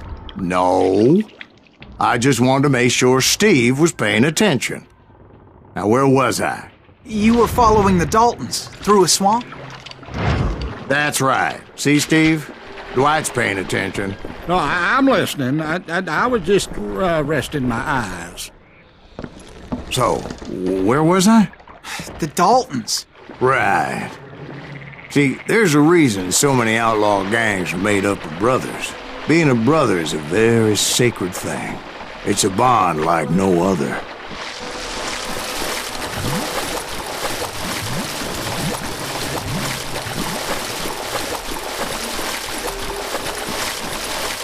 Bounty hunters! Stop that, son bitch! So did you ever find the damn Daltons? Not yet, but I did find a few of their cousins. You Kansans breed like rabbits. More Smiths or Heimhoffers or who knows what. Bounty hunters! Stop that, son bitch!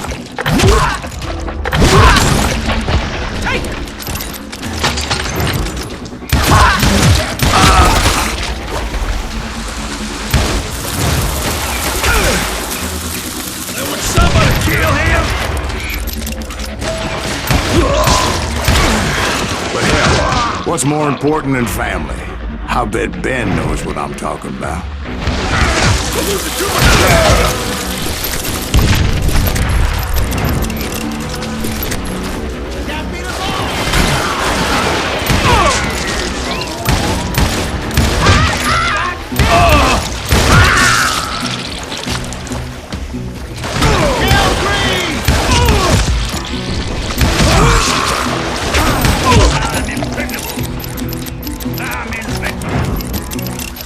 You can't get me. Oh, now what? How's it coming?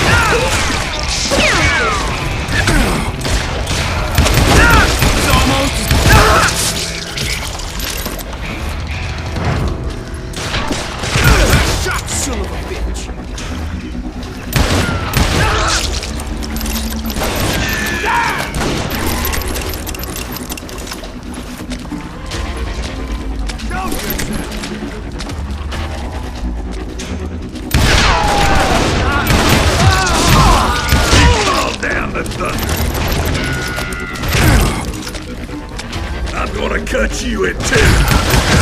I knew those Dalton boys were out there somewhere. standing together against anyone who would threaten them.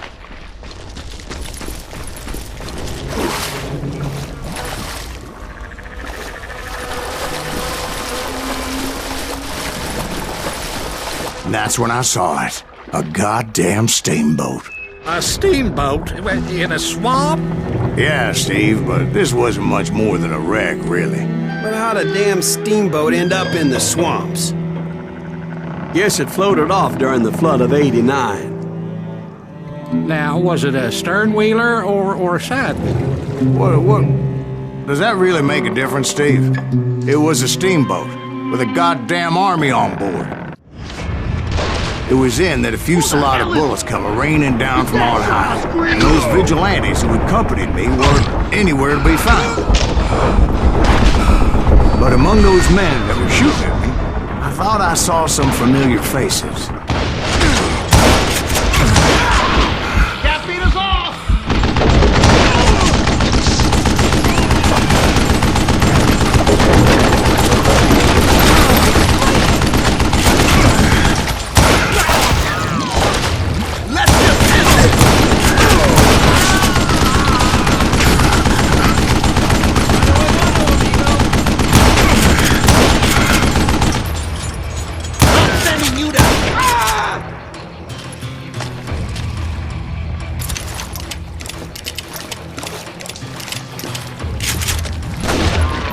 Murder that bastard!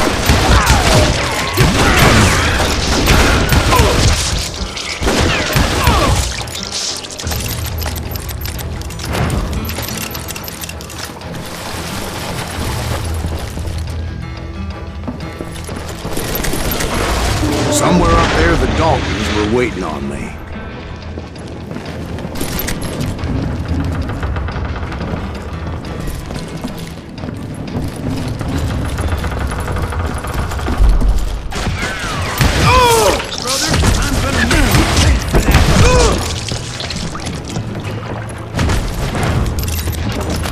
Sounds like you don't give up too easy.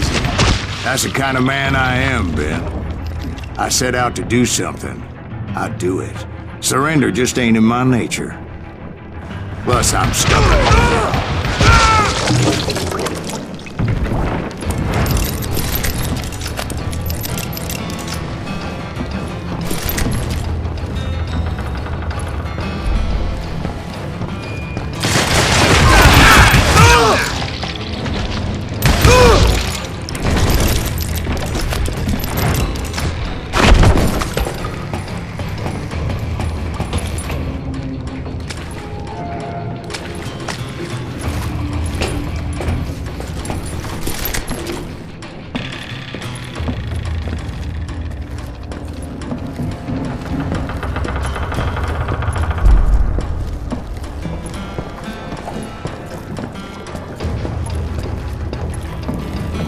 Right about then, much to my relief, the vigilantes finally arrived. Their leader motioned at a cabin in the middle of the top deck, pointing me directly at the Daltons. I finally had them, after months of dogged pursuit. But it turned out that they had me. Take him out! I'm sending you to hell!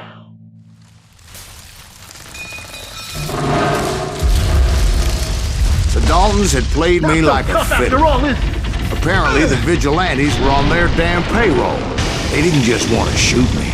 They wanted to burn me alive.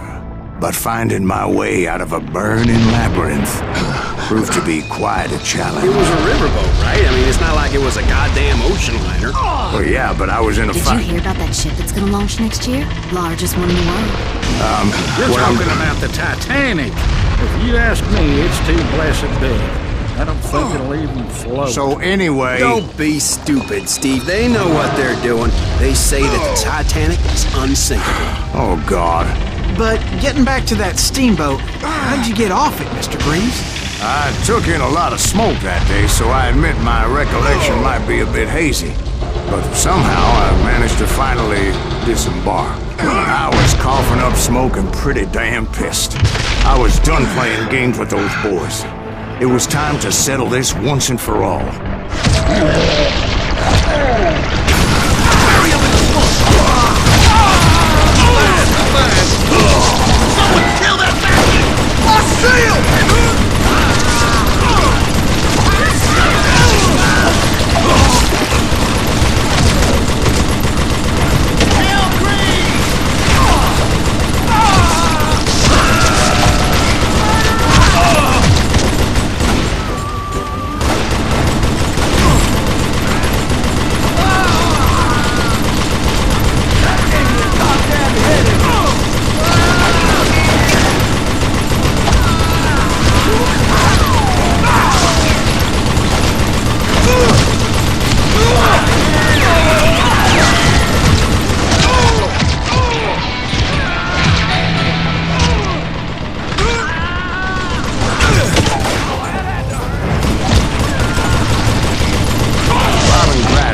about to come at me one at a time. They were in this together.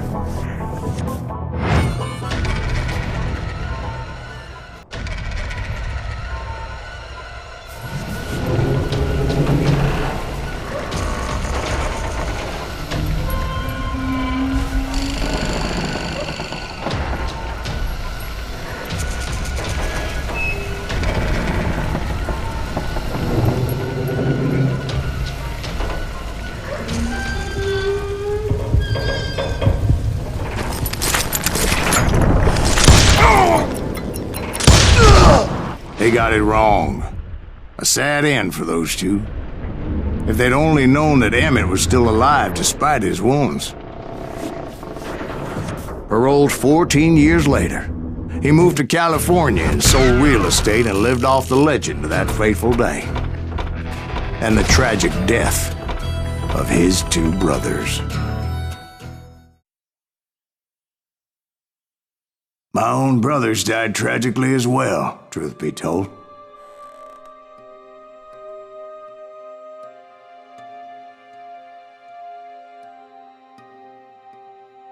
It was 1868, and me and my older brothers were pulling a tidy profit running cattle into Juarez, Mexico.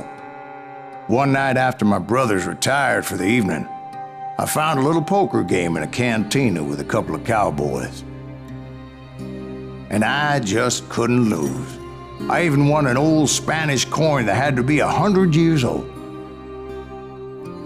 Well, I was mighty pleased with myself the next morning as my brothers and I rode for Texas. But before we crossed the border, those cowboys caught up with us. It was Johnny Ringo, Roscoe Bob Bryant, and another asshole named Jim. They wanted their money back and everything else we had, including our lives, as those boys didn't want us coming for them later. Bob put that old Spanish coin in my mouth and said, "I won't have it said that I left you with nothing, boy." Well, those horses bolted, and there we hung as those bastards rode away. The branch finally snapped under the weight of the three of us, but being my older brothers were bigger and heavier, they were already dead. And right then, I swore to myself that I would avenge them. Ringo you know about. But Bob eluded me, until I heard he was riding with the Wild Bunch.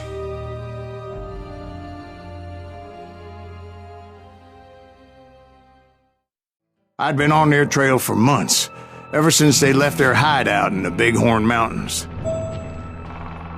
Led by Butch Cassidy, they were a loose association of outlaws who robbed banks and trains from Colorado to Montana. Among them was the Sundance Kid, and that murderous hombre I was tracking, Roscoe Bob Bryant. Were you a part of that giant Pinkerton posse after the Wild Bunch? No, boy. A circus like that would have slowed me down. Besides, I wanted Bryant all to myself. I'd heard about a large shipment of gold being transported to Wilcox, Wyoming on the Overland Flyer. I figured the Wild Bunch would likely hit such a treasure, and by God, I figured right. They blew the bridge with the intention of forcing the train to stop.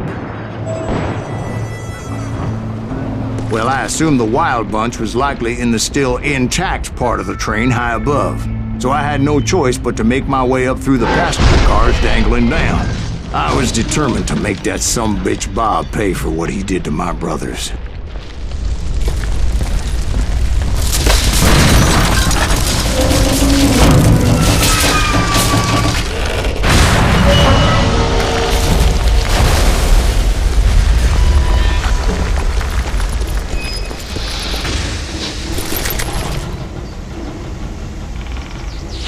I found the device they used to blow the tracks, so I knew I was headed in the right direction.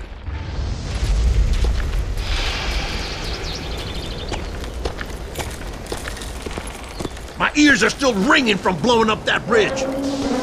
What'd you say? I can't hear a goddamn thing!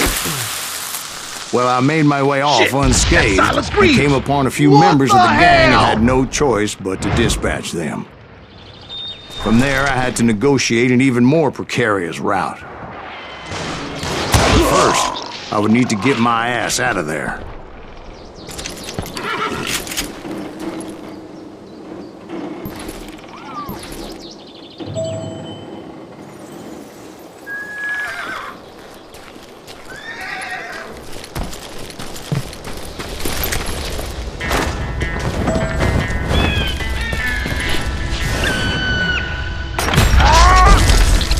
Jumped from the frying pan into the fire as the train was clearly fixing to follow. I had found the gang, but in order to find old Bob, I needed to fight my way forward past a whole passel of desperados.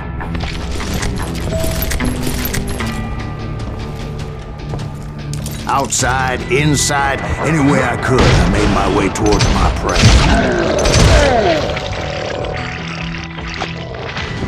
Now you're really pissing me off! Well, what about the passengers? It was mostly a freight train, as I recall. There were no passengers aboard that day.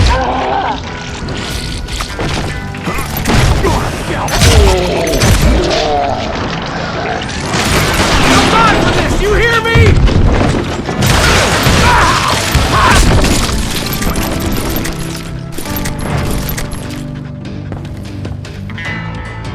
As I mentioned before, I am not fond of heights.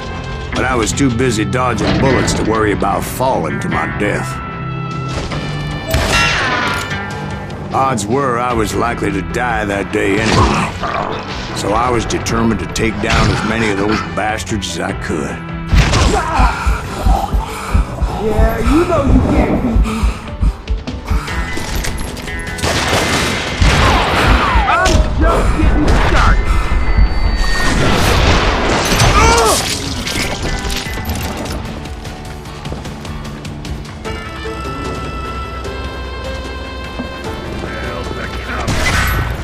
It was like shooting ducks in a shooting gallery. The only difference is these damn ducks shot back.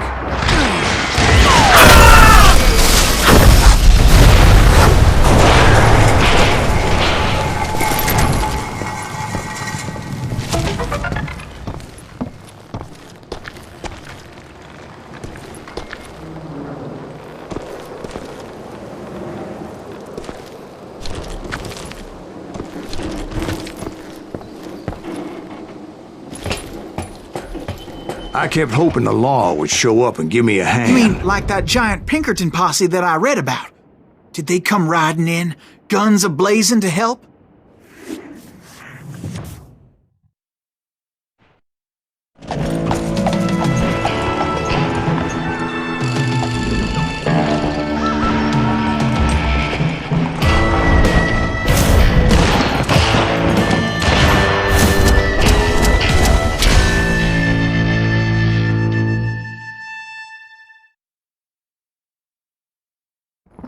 Help? From the Pinkertons? No, son. I had to fight the wild bunch all by my lonesome, as usual. Who the hell is that?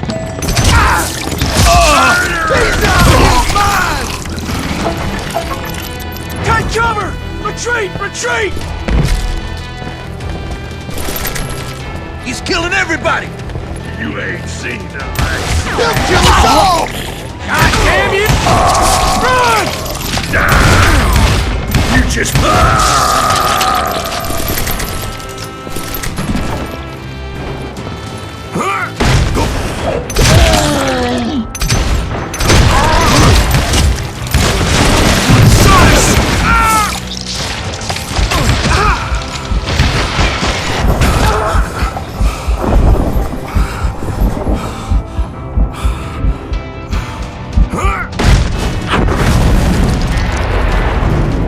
Guess is those dime novels didn't portray this as it happened, did they?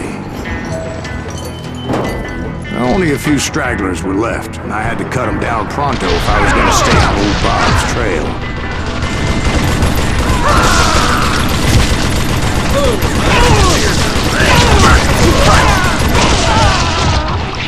Oh man, it's only worth this! I'm gonna blow you. If you want to live!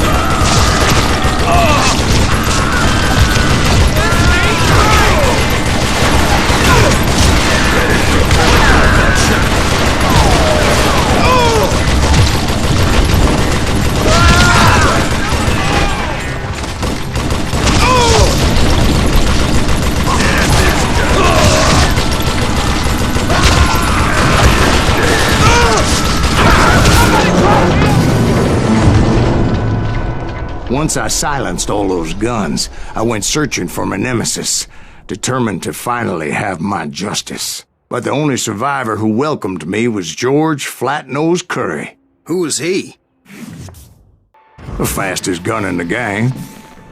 Right after Sundance, I mean. And Kid Curry, and maybe Elsie Lay. Though some folks might dispute that.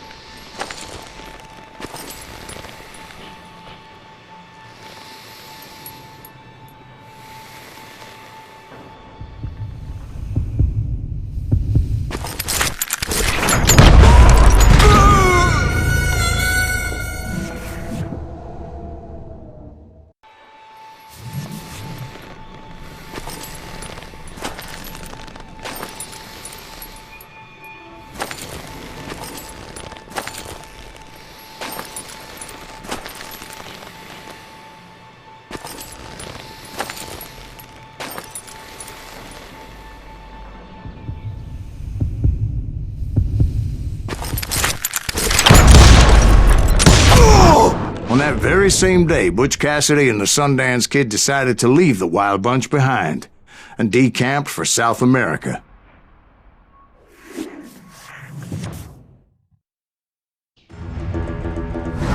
They ended up living down there for many years, but I'm sure you already know all about that.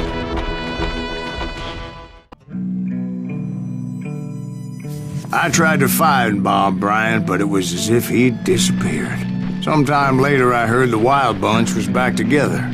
Kid Curry escaped from jail, and now he was running the whole shebang. So I took to their trail, as I was still in pursuit of my brother's killer and hoped that he was back with him. That Kid Curry's kinda crazy, ain't he? Don't let him hear you saying that. Anyways, I tracked those boys to a camp right outside Parachute, Colorado. Who's shooting at us? Being outnumbered, I didn't bother with a warning shot. I just started taking those bastards down. Fish for you.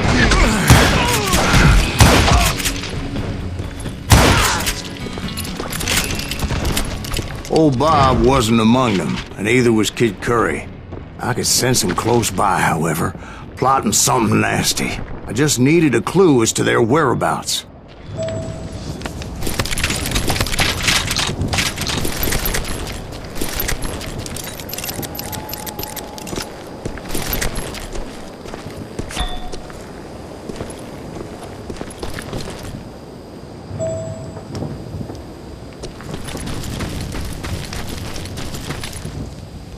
And I found one. A map with their bold plan clearly marked. This time they were fixing to blow up a train trestle. Property of the Union Pacific.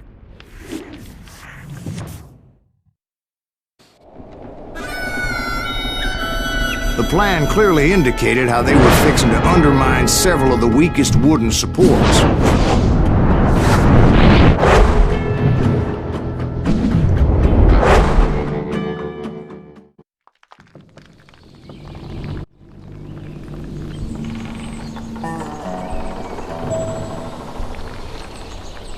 Kid Curry was considered the wildest of the Wild Bunch.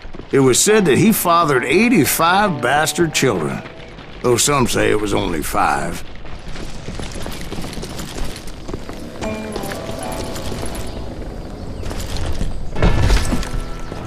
Kid Curry had bragged to a whore how he was going to rob a train heading to the U.S. Mint in Denver. And that whore, Fat Sally, she told me.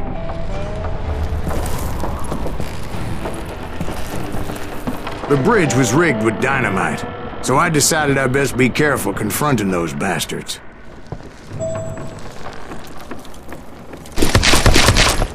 And I made it a point to remove any dynamite that I came across. A moment later, I saw a ladder that somehow had escaped my attention. Don't you blow us up now. Don't worry, I know what I'm doing.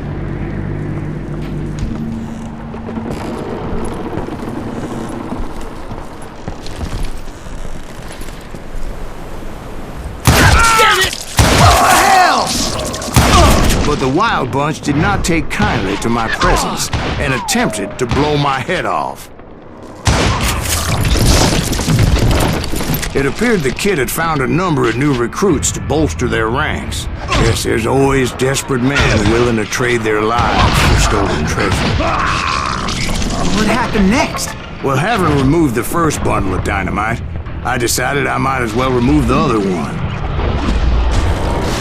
Once that was done, I figured I'd find my way from there.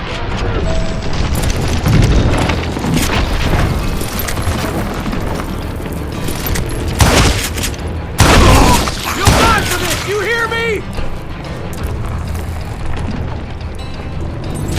Give it up now!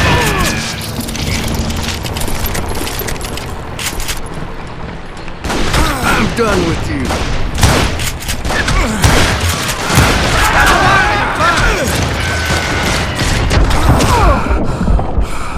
Somebody really pissed this soapfish off!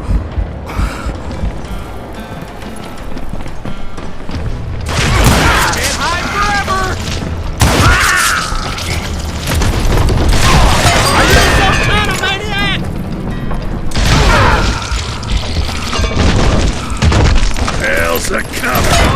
You must like pissing me off! I'm gonna blow your damn head off! I'm gonna hurt you bad! If I'm dead! So, what happened then? Had to remove more of that damn dynamite.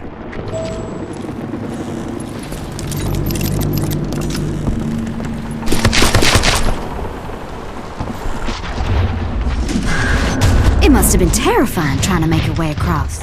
I was sweating it a bit, but then I noticed a footbridge tied up on high, so I shot the rope.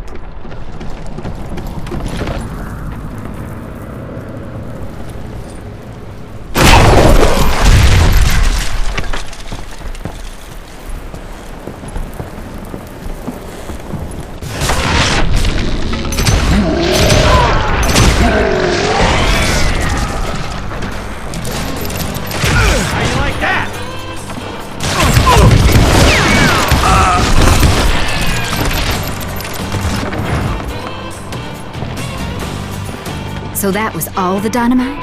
Funny you should mention that, darling. As actually there was a fourth charge impeding my progress. Once I removed it, my path was pretty clear. You must like pissing me off! It's time to end this! You must like pissing me off! Die!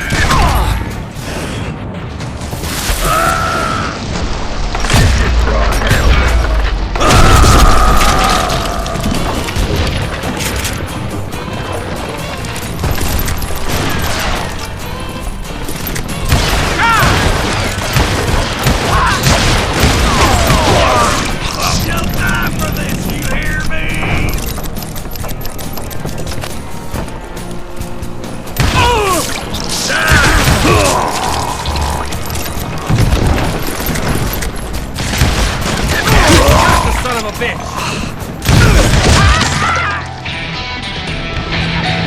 Just wanna die! God damn it! So I proceeded onward. I realized that that way just wasn't gonna work. I needed an alternate path forward.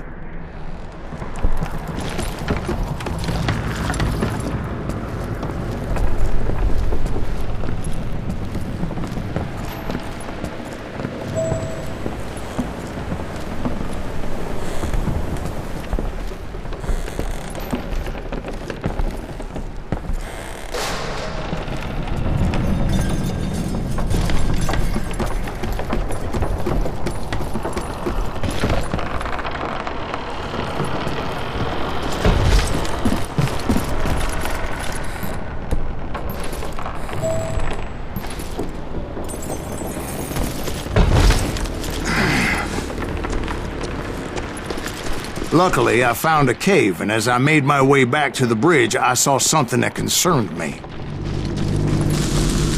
It was a long, burning fuse, and it was moving fast as hell. I had to catch it.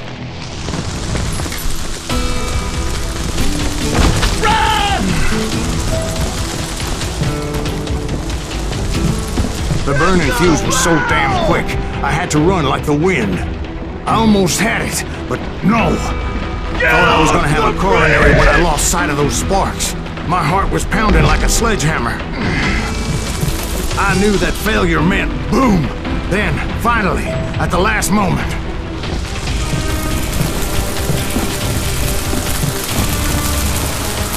Whew. Of course, I was successful, or clearly I wouldn't be talking to you folks here today. Naturally, I removed the last dynamite charge. Well, it was a touching reunion. But by this time, I was thoroughly exhausted and dragging my ass as I was not a young man anymore.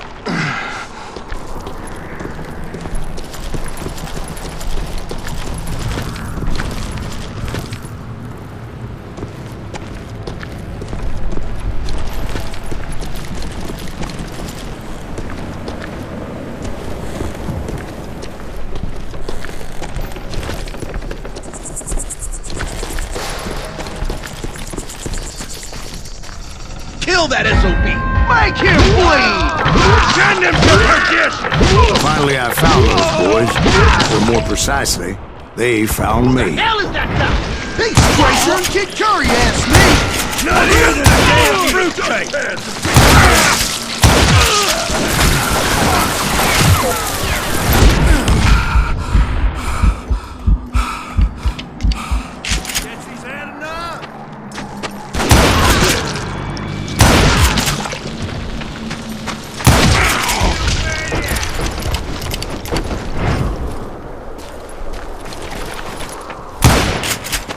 Just when I thought things couldn't get worse, Kid Curry opened up on me with a goddamn Gatling gun. It was hidden in this tunnel and pretty well shielded.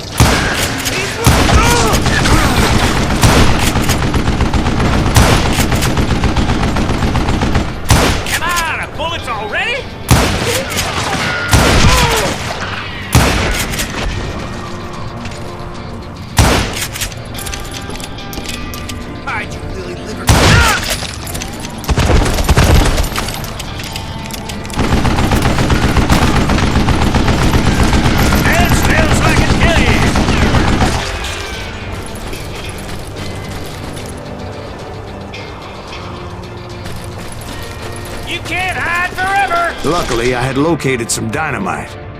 I still, however, had my work cut out for me. Come on, come on, come on! Time for you to lay down and die. Are you kidding me? Damn! God damn it, I need some help here! Come over, boys! Take this sumbitch out! Beat fat bastard! Give me a hand here, goddammit!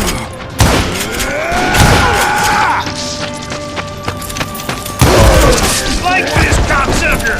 Move it, boys! This is gonna hurt! You know who I am!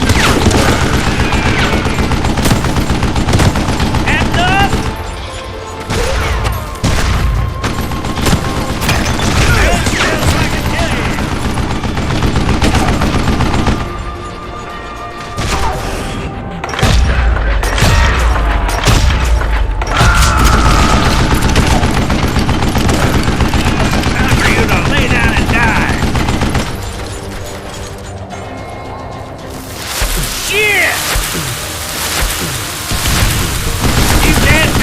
Eventually, I brought that tunnel down.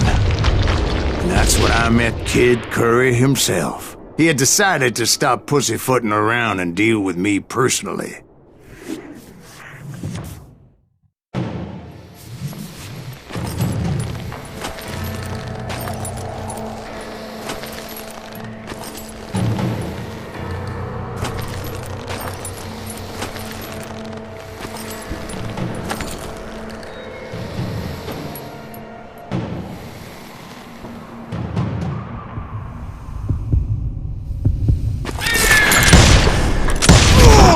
fast as he was. I was just a bit faster. And as he lay wounded, I demanded to know the whereabouts of Roscoe Bob Bryant. He shouted at me, "Is that what this is about? Bob went with Butch and Sundance to South America. You ain't never finding him."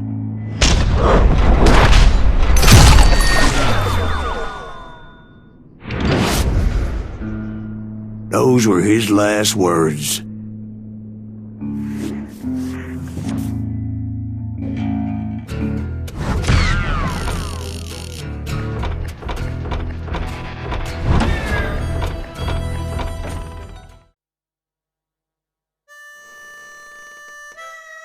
So, Bob Bryant got away? I knew I'd never find him in South America. What about the other killer?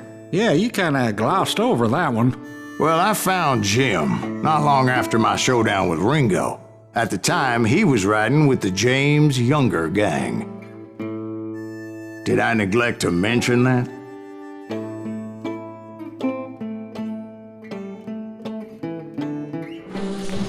Jesse James? The greatest outlaw who ever lived? Jesse and his kin rode with Quantrill when he raided Lawrence, Kansas, and killed near 200 people, boy. Nothing great about that. And from there, him and his brother went on to rob banks and trains from Kansas to Missouri. Which is why there was such a rich bounty on their heads. 40 grand for both of them, dead or alive. That's one hell of a payday.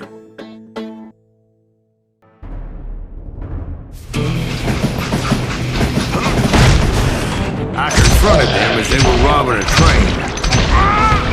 Bullets were flying at me from every which way. But I knew I'd have to fight my way forward if I was gonna find this Jim.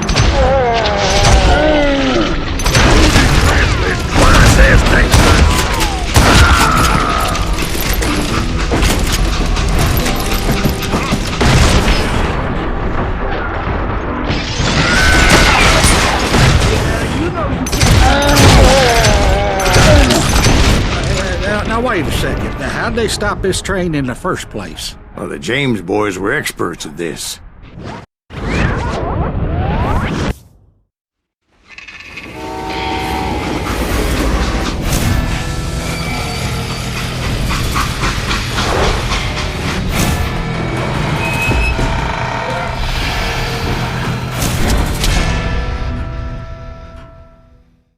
They hopped a freight train, having heard there was a big payroll in the express safe. So, I hopped the same train.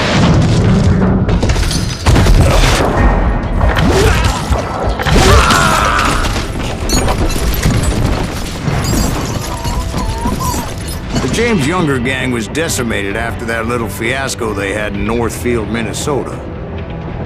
So Jesse needed more men and took on the killer I was after, along with a host of others. I was hoping to find my man and put a bullet in his head. Climbing around that train, I must have swallowed 100 damn bugs before I reached The James Younger gang pulled the first train robbery west of the Mississippi. Sounds like you hold them in high regard. Everyone knows they were the most famous outlaw gang ever. And you took them all on by your lonesome. Again. I'm finding this all a little hard to swallow, friend.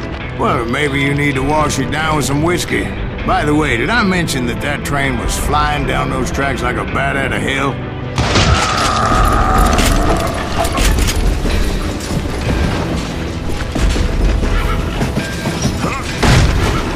Anyway, excuse me, Ben. Where would I find the gentleman's facilities? Suddenly I have an urgent need to drain my one-eyed snake. Well, I've had more than a few drinks, and I've been sitting here for quite a spell. Right through there. Let me show you. I never heard so much malarkey in my life. You think he's bullshitting us? You don't think he's Silas Greaves? I think he's just some old drunk looking for some free liquor. I don't know, Jack. I think I believe him. You don't think he met Jesse James? Oh, you gotta be kidding me. That story makes no sense at all. Jack. I mean, you gotta be 2 bricks short of a load to believe that cock and bull story. I don't agree. Jack, lay off But you the bar. seriously think that tired old man went toe-to-toe with Jesse James? Well, that's better.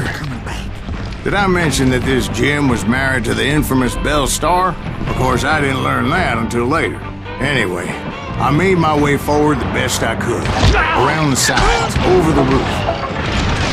At some point, some sumbitch saw me and shouted out, "It's the damn Pinkertons!" It's the damn Pinkertons! Now, I never worked for that limey cocksucker, but I guess they assumed I was one of his assassins. Those evil bastards firebombed Jesse's mother's house and killed his stepbrother. So it's no wonder each and every asshole on that train wanted me dead. Everybody's always mistaking you for somebody else, aren't they? Why is that, I wonder? Don't rightly know, Jack. I'm just telling you how I remember it. I bet you are. You know who we are!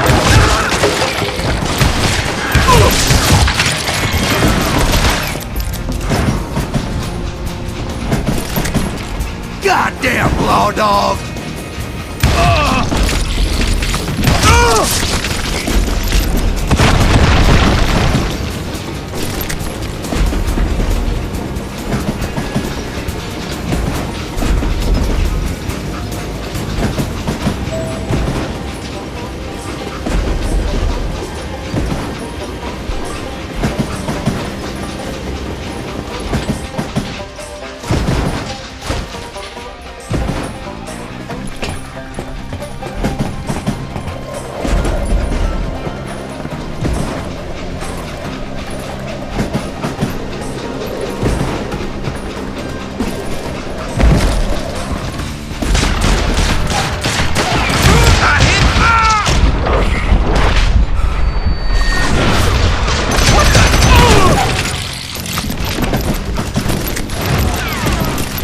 Can't fight James, gang!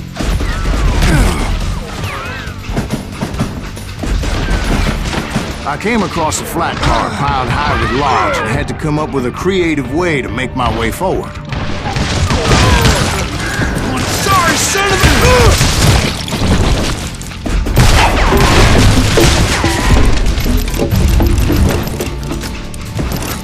a... I wondered if I was ever gonna find the front of that train. Or the bastard I was after. Right about then, I was attacked by some asshole on a Gatling gun. Yeah, seems like you run into a lot of them. Asshole? Gatling guns. Yes, I did. Now, I don't remember how I took it out. It was either a bullet or dynamite. Where would you find dynamite? Does it really matter, Jack? You're messing with the flow of the story here.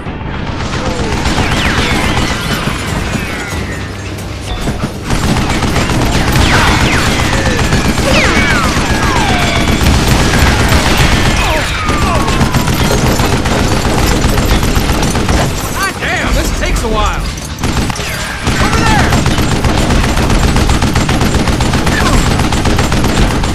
You're done. Shit! Look out!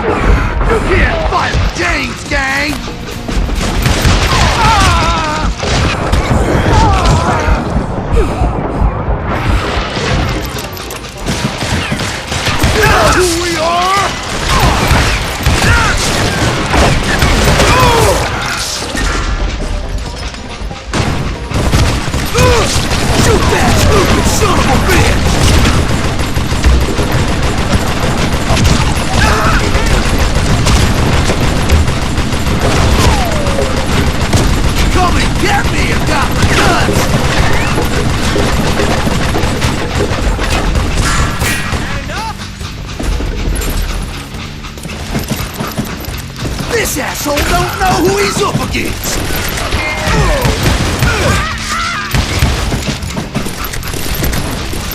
I was looking for Jim and shooting any son of a bitch stupid enough to get in my way.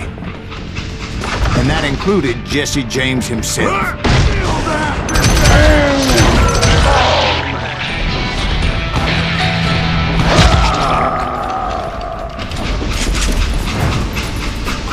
There sure were a lot of men determined to die that day.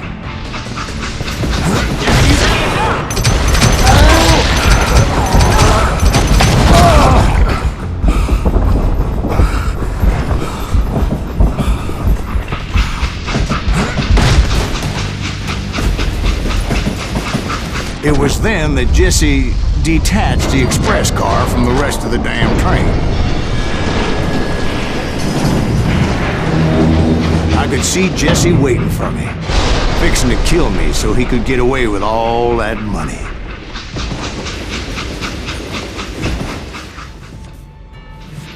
You had a showdown with Jesse James? Of course he didn't. Everybody knows that Jesse was killed by Bob Ford. Yeah. Jesse went out like John Wesley Hardin. Coward shot him in the back of the head.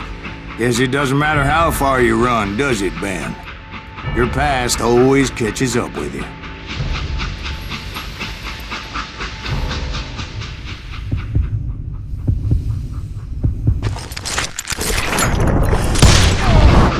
Yeah, I didn't kill Jesse James. Just wounded him bad enough to convince him to hang up his guns. What about that Jim fella? What happened to him? I figure he was up front with a gun to the engineer's head. That bastard slipped away again. I'll tell you how I got him. But first I need to wet my whistle. After my showdown with Jesse, I continued to track his brother, Frank, and that son of a bitch Jim. I followed those bastards into the high mountains as they were going to ground. What mountains would that be? Somewhere in the Ozarks, I believe. A perfect place to hide out from the authorities. In fact, before I could find them, some Indians who fled the res and were hiding out from the military found me first. They probably thought I was a cavalry scout and didn't want me telling the military where they were. Indians? Yeah, they could have been Cheyenne, but there was all sorts of renegades roaming the landscape back then.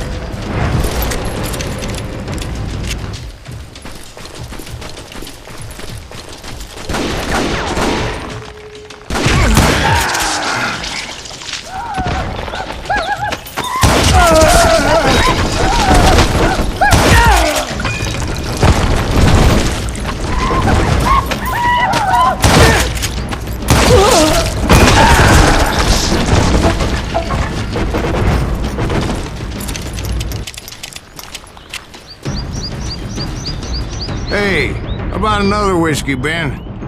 Nothing better to soothe the troubled soul.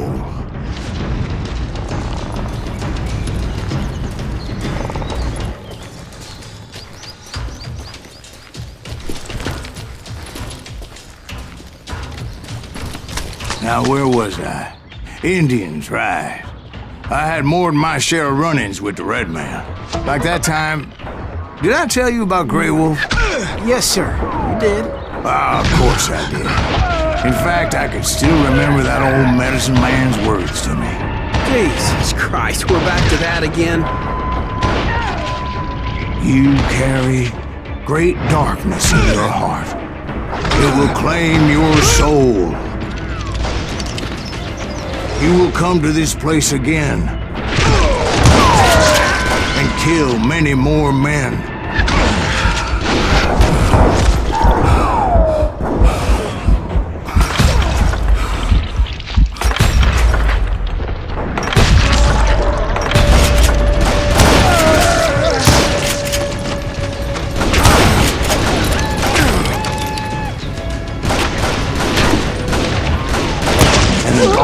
will grow until it consumes everything you are.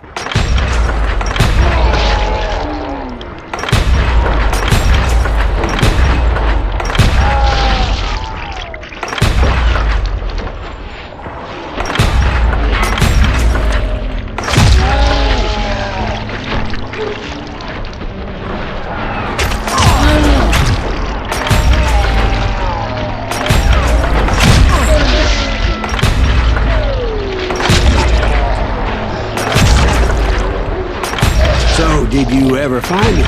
Who? The man you are after. Let me ask you something, Ben. You ever think about death? Mr. Graves, are you all right? Ooh, death. Oh, death. Won't you spare me over till another year? What is this that I can't see, with ice cold hands taking hold of me? Well, I am death, none can excel. I'll open the door to heaven or hell. Oh, death, someone would pray. Could you wait to call me another day? Oh, death. Oh, death. Won't you spare me over till another year? So are you going to answer the question? What question is that? Jim Reed. Did you ever find him? Reed was indeed that son-bitch's surname. That's right, Ben. A despicable character. I remember him laughing like a hyena that cold morning they lynched me and my brothers. He was intent on avoiding my vengeance, but nothing was gonna stop me. Nothing.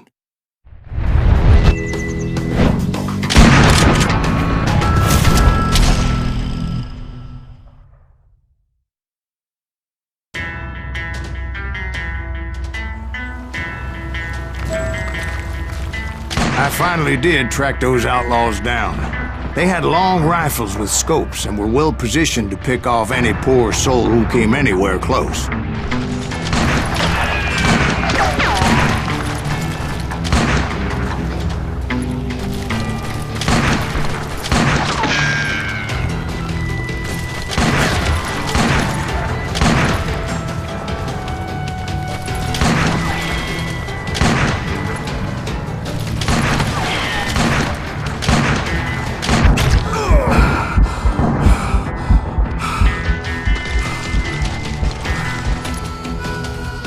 I'm guessing Frank James believed I was responsible for the demise of his brother Jesse. I couldn't really disagree with the man, as I thought Jesse was dead then as well.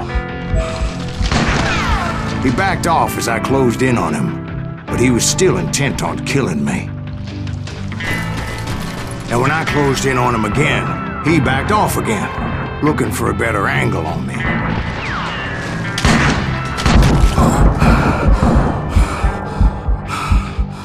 Well, I can't fault Frank for wanting his revenge, as I was there for the same damn reason myself.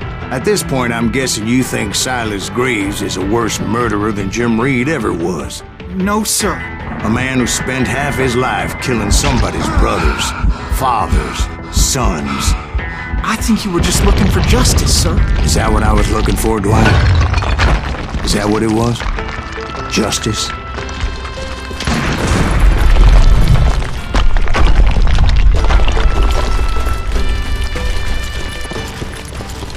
Isn't that why you were hunting the James gang? The James gang. Right.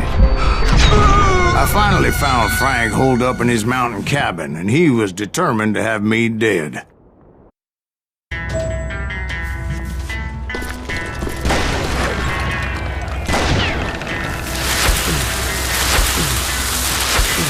And that son of a bitch! Take him out! He's just one man! Put him down! I want that bastard dead!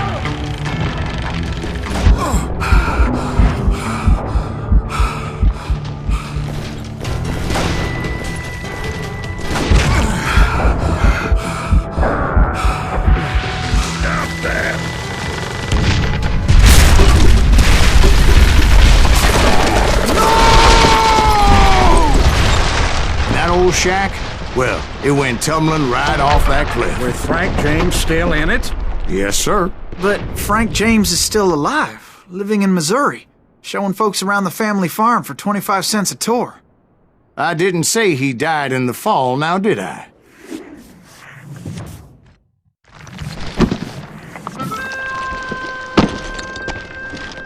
I'm done with this damnable outlaw life! Kill me, don't kill me, do what you will! At this point, I just don't give a shit. I explained to Frank that I had nothing against him personally and that I was looking for someone else. You want Reed? Have at him. I never did like that bastard. I am done here. We parted in peace as Frank pointed out the path to my prey before making his way back down the hill.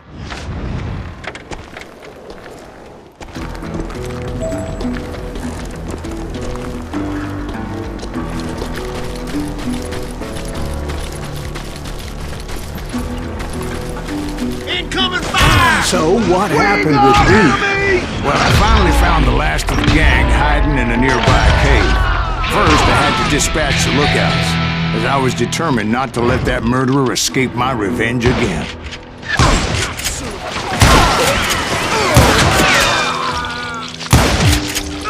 I can kill you with either hand.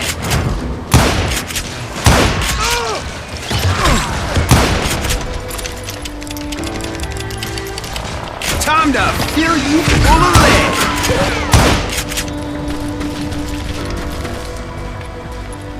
You better hide. But rather than wander in willy-nilly, I decided it would be better to smoke that sumbitch out.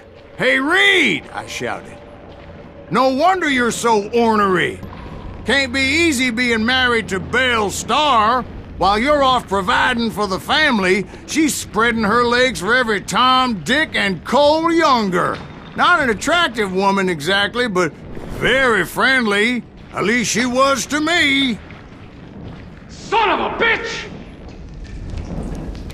It was then that the last bunch of bandits jumped out of hiding. Why won't this asshole give up? Would someone please kill him?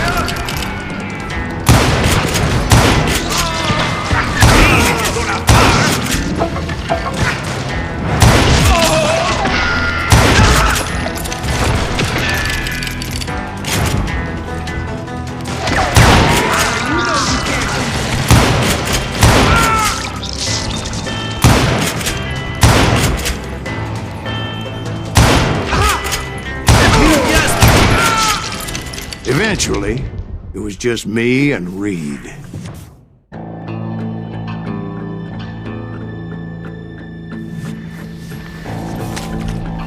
I had waited a long time to face him down, so I could repay him for what he did to my brothers.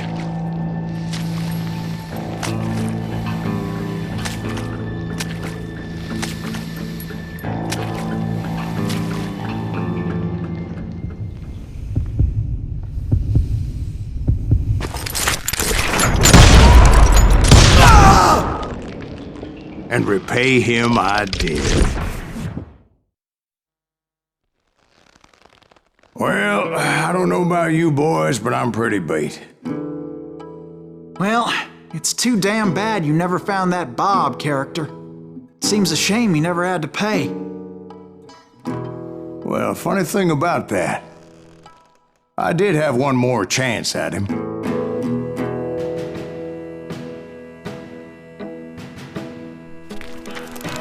6 months ago, I heard that Butch and Sundance were back in the States and had gathered up some of their old gang.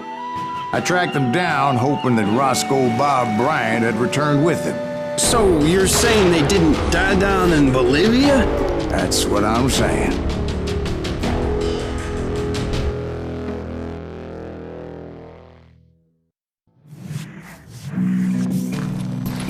"40 years I had waited to get my hands on the last of my brother's killers. Not even an army of demons could have stopped me now.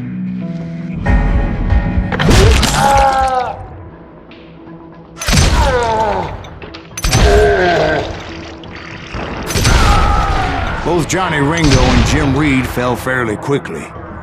But the last one, Roscoe Bob Bryant, that son of a bitch had managed to escape my vengeance time and time again. I couldn't even be certain I'd recognize him after all those years. By now, he had to be close to 70. For all you know, he could have been dead. That thought had indeed crossed my mind, as did others. For instance, did my thirst for vengeance turn me into something worse than the man I was after? By this point in my storied career, I had killed more men than Bob Bryant ever had.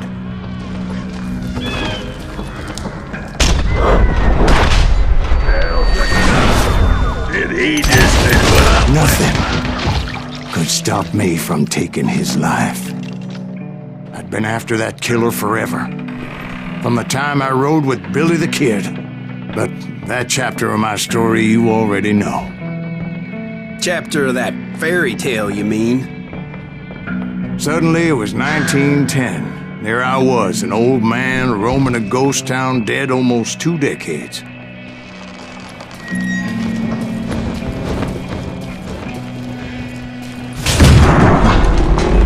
The town was falling apart, just like me.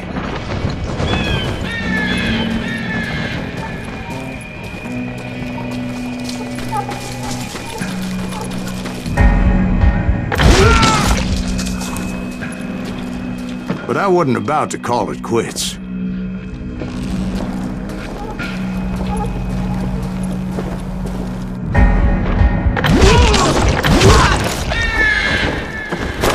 Even though the ghosts of my dead brothers were begging me to end what I started so long ago. Mr. Graves, are you all right? Would you like some water? The Wild Bunch knew I was there. They were after a treasure they had hidden before they fled, buried in the grave of a dead amigo. I intended to fill that grave with Bob Bryant's corpse. But like I said, the bandits knew I was on to them.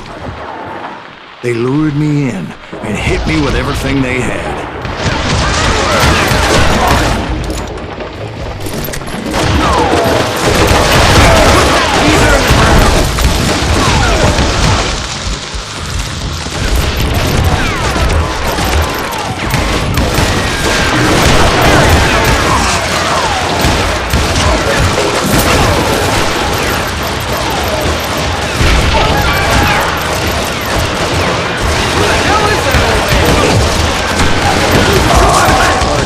Obviously prevailed since you said you were Actually, in that moment, I did not prevail. Get ready to die!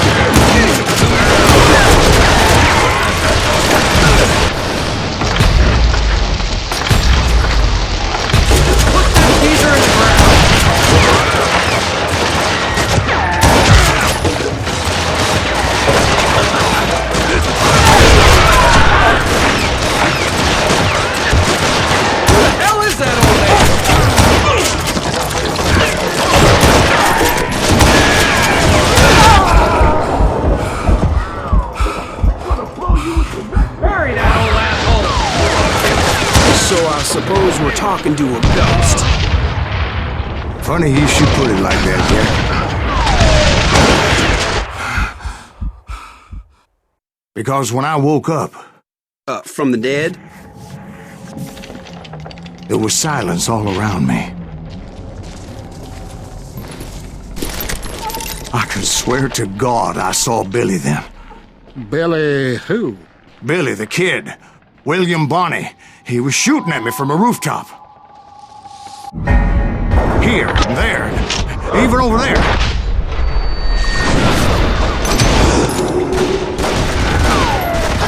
So I am right. You are touched in the head. Mr. Greaves, perhaps we should switch you to coffee? You see that old Indian again, too? No, but I did see Billy's killer. Patrick Floyd Garrett. He came at me guns a-blazing. But I knew that old war horse had died 2 years before. I wondered if maybe I was dead too and confronting the ghosts of my past. Perhaps all my sins were coming back to haunt me and drag me down to perdition.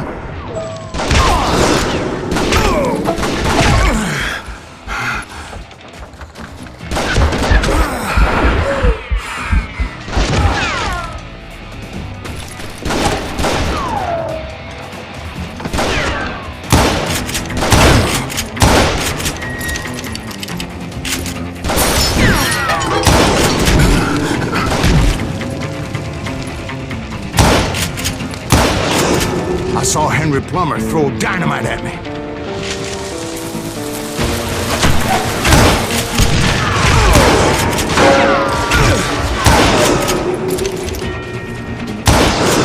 And in the gates of the cemetery, I saw John Wesley Hardin, just like I remembered him.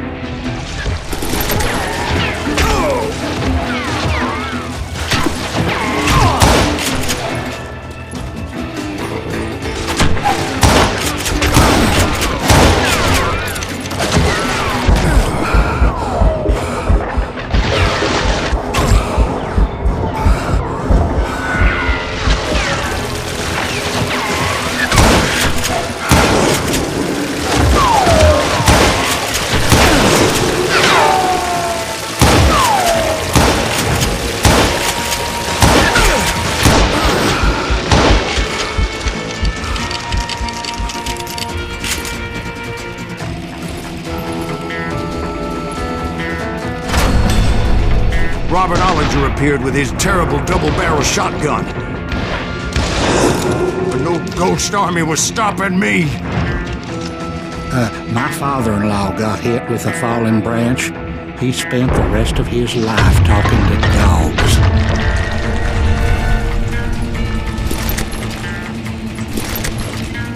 Newman Hayes Clanton, William Brocious, John Peters Ringo, they all wanted me dead.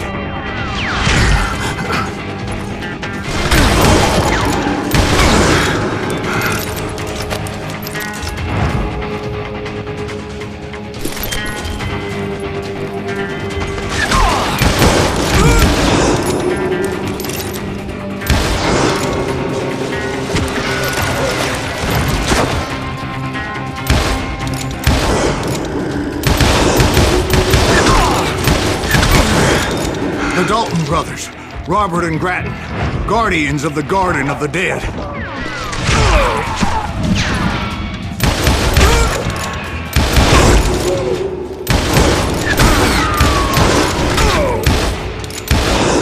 George Curry and Harvey Logan, alias Kid Curry, both thirsty for vengeance from the great beyond.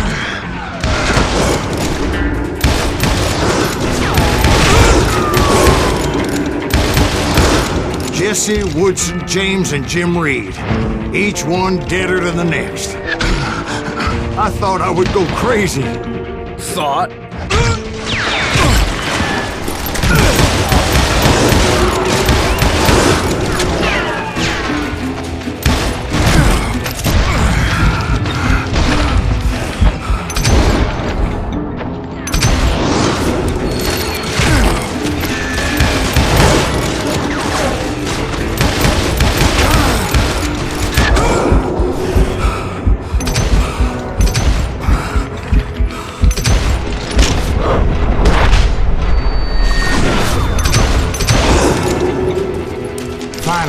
I saw Harry Alonzo Longabaugh. The Sundance Kid? Like a general leading his legion of the dead. You told us before that you'd seen him alive. He was alive.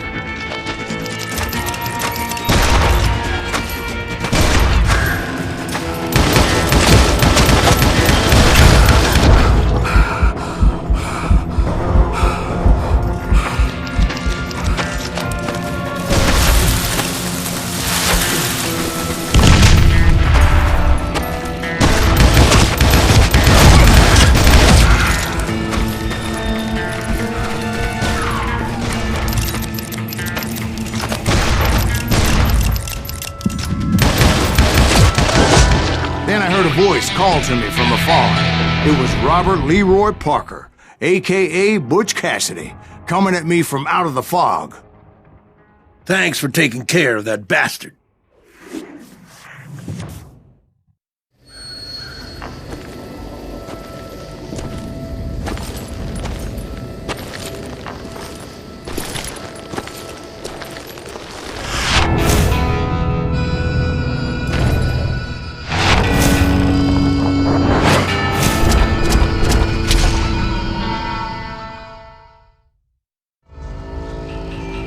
But the kid wasn't quite deceased. Not yet. Takes more than one little bullet to kill the likes of me, partner. Those two looked like they hadn't seen each other for quite a while. Clearly, they were no longer amigos. Shit. I was hoping I wouldn't have to kill you. You won't have to, Butch. I'm killing you first. I asked them about Bob Bryant, but they were too busy with their own heated conversation. Let me get this shit straight. You want my money and the love of my life? You frittered it all away, Butch. Etta's mine. And so is that damn money. I didn't want to shoot anybody until I had an answer to my question. But those boys didn't give me much of a choice.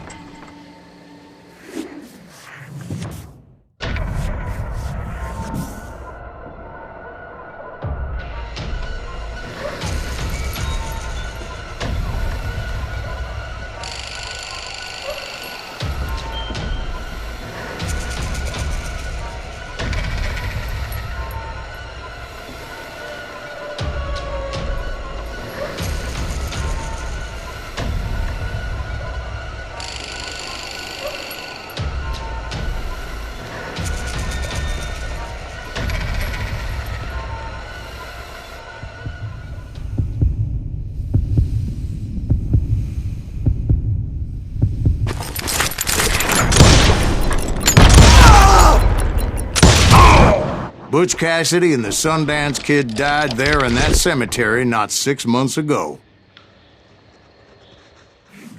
Butch Cassidy and the Sundance Kid were killed by the Bolivian army. Everybody knows that. That's the legend, but it ain't the truth. So, you never found Bob? There is no Bob. This old sumbitch ain't even Silas Greaves. Sir, is that true? Have you been pulling our legs this whole time? Well, not the whole time. Oh, man, I think you've worn out your welcome here. Maybe you're right, Jack. Maybe it's time to pay. You see, Ben, or should I say Bob, your past always catches up with you. I was a different man back then, crazy. Drinking, I changed my ways, I swear to you. If I could turn back the clock, But you can't, Bob.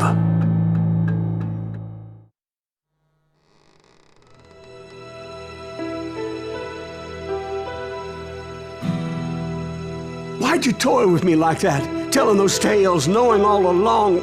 Why not just lay your cards on the table? Here. I won't have it said that I left you with nothing. That's how you want it? So be it. Holy shit! Quiet, Molly. Move against that wall. Go!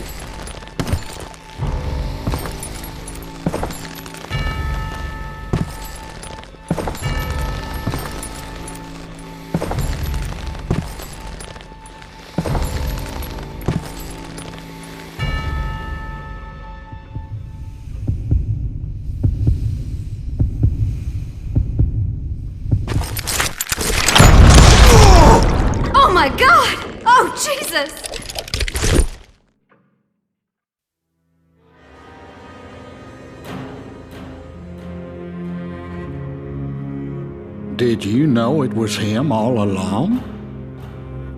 Cassidy told me Bob was in Abilene before he died. But I wasn't sure Ben was my man until he revealed how much he knew about Ringo and Reed. The coin, of course. Well, that was the last nail in that particular coffin. I better go get the sheriff. You okay, boy? You're looking mighty shook up. Dwight, maybe you best go home. Young Eisenhower here is leaving for West Point tomorrow. He shouldn't get caught up in something like this. I think I might head out myself at this juncture. Unless you want to stop me, Jack. No, sir, Mr. Greaves. So where are you going now? Now that you had your revenge? Doesn't really matter, does it?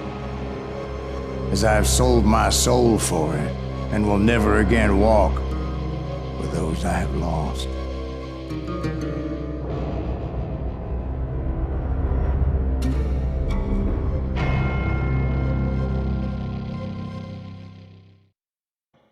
Ooh, dear. Oh, dear. Won't you spare me over till another year?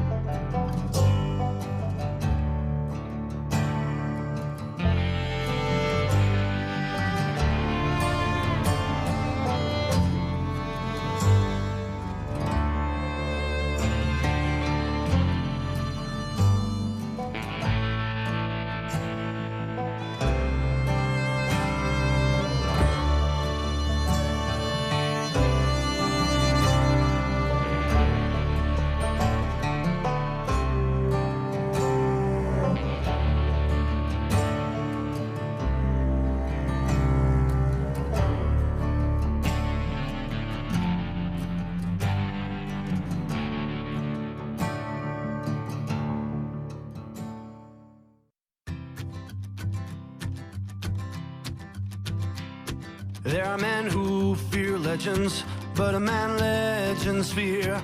He's a four-hosted reaper, crying bullets for tears. When a drought comes in justice, bullets make good rain. When the heartache has dried up, only blood heals the pain. There's a time for grieving, and a time to just pray. There's a time for forgiving, but it's not for today. You can hide sins from the gavel, you can drown them in rum. When silence grease finds you, there's nowhere to run. And time goes too slowly for the gunslinger's eye. Till he's buried his promise, there's no time to cry. There's a time for grieving, and a time to just pray. There's a time for forgiving, but it's not for today. There's a time for grieving, and a time to just pray. When silence grease finds you, it's a time you must pay. That's a time you must pay.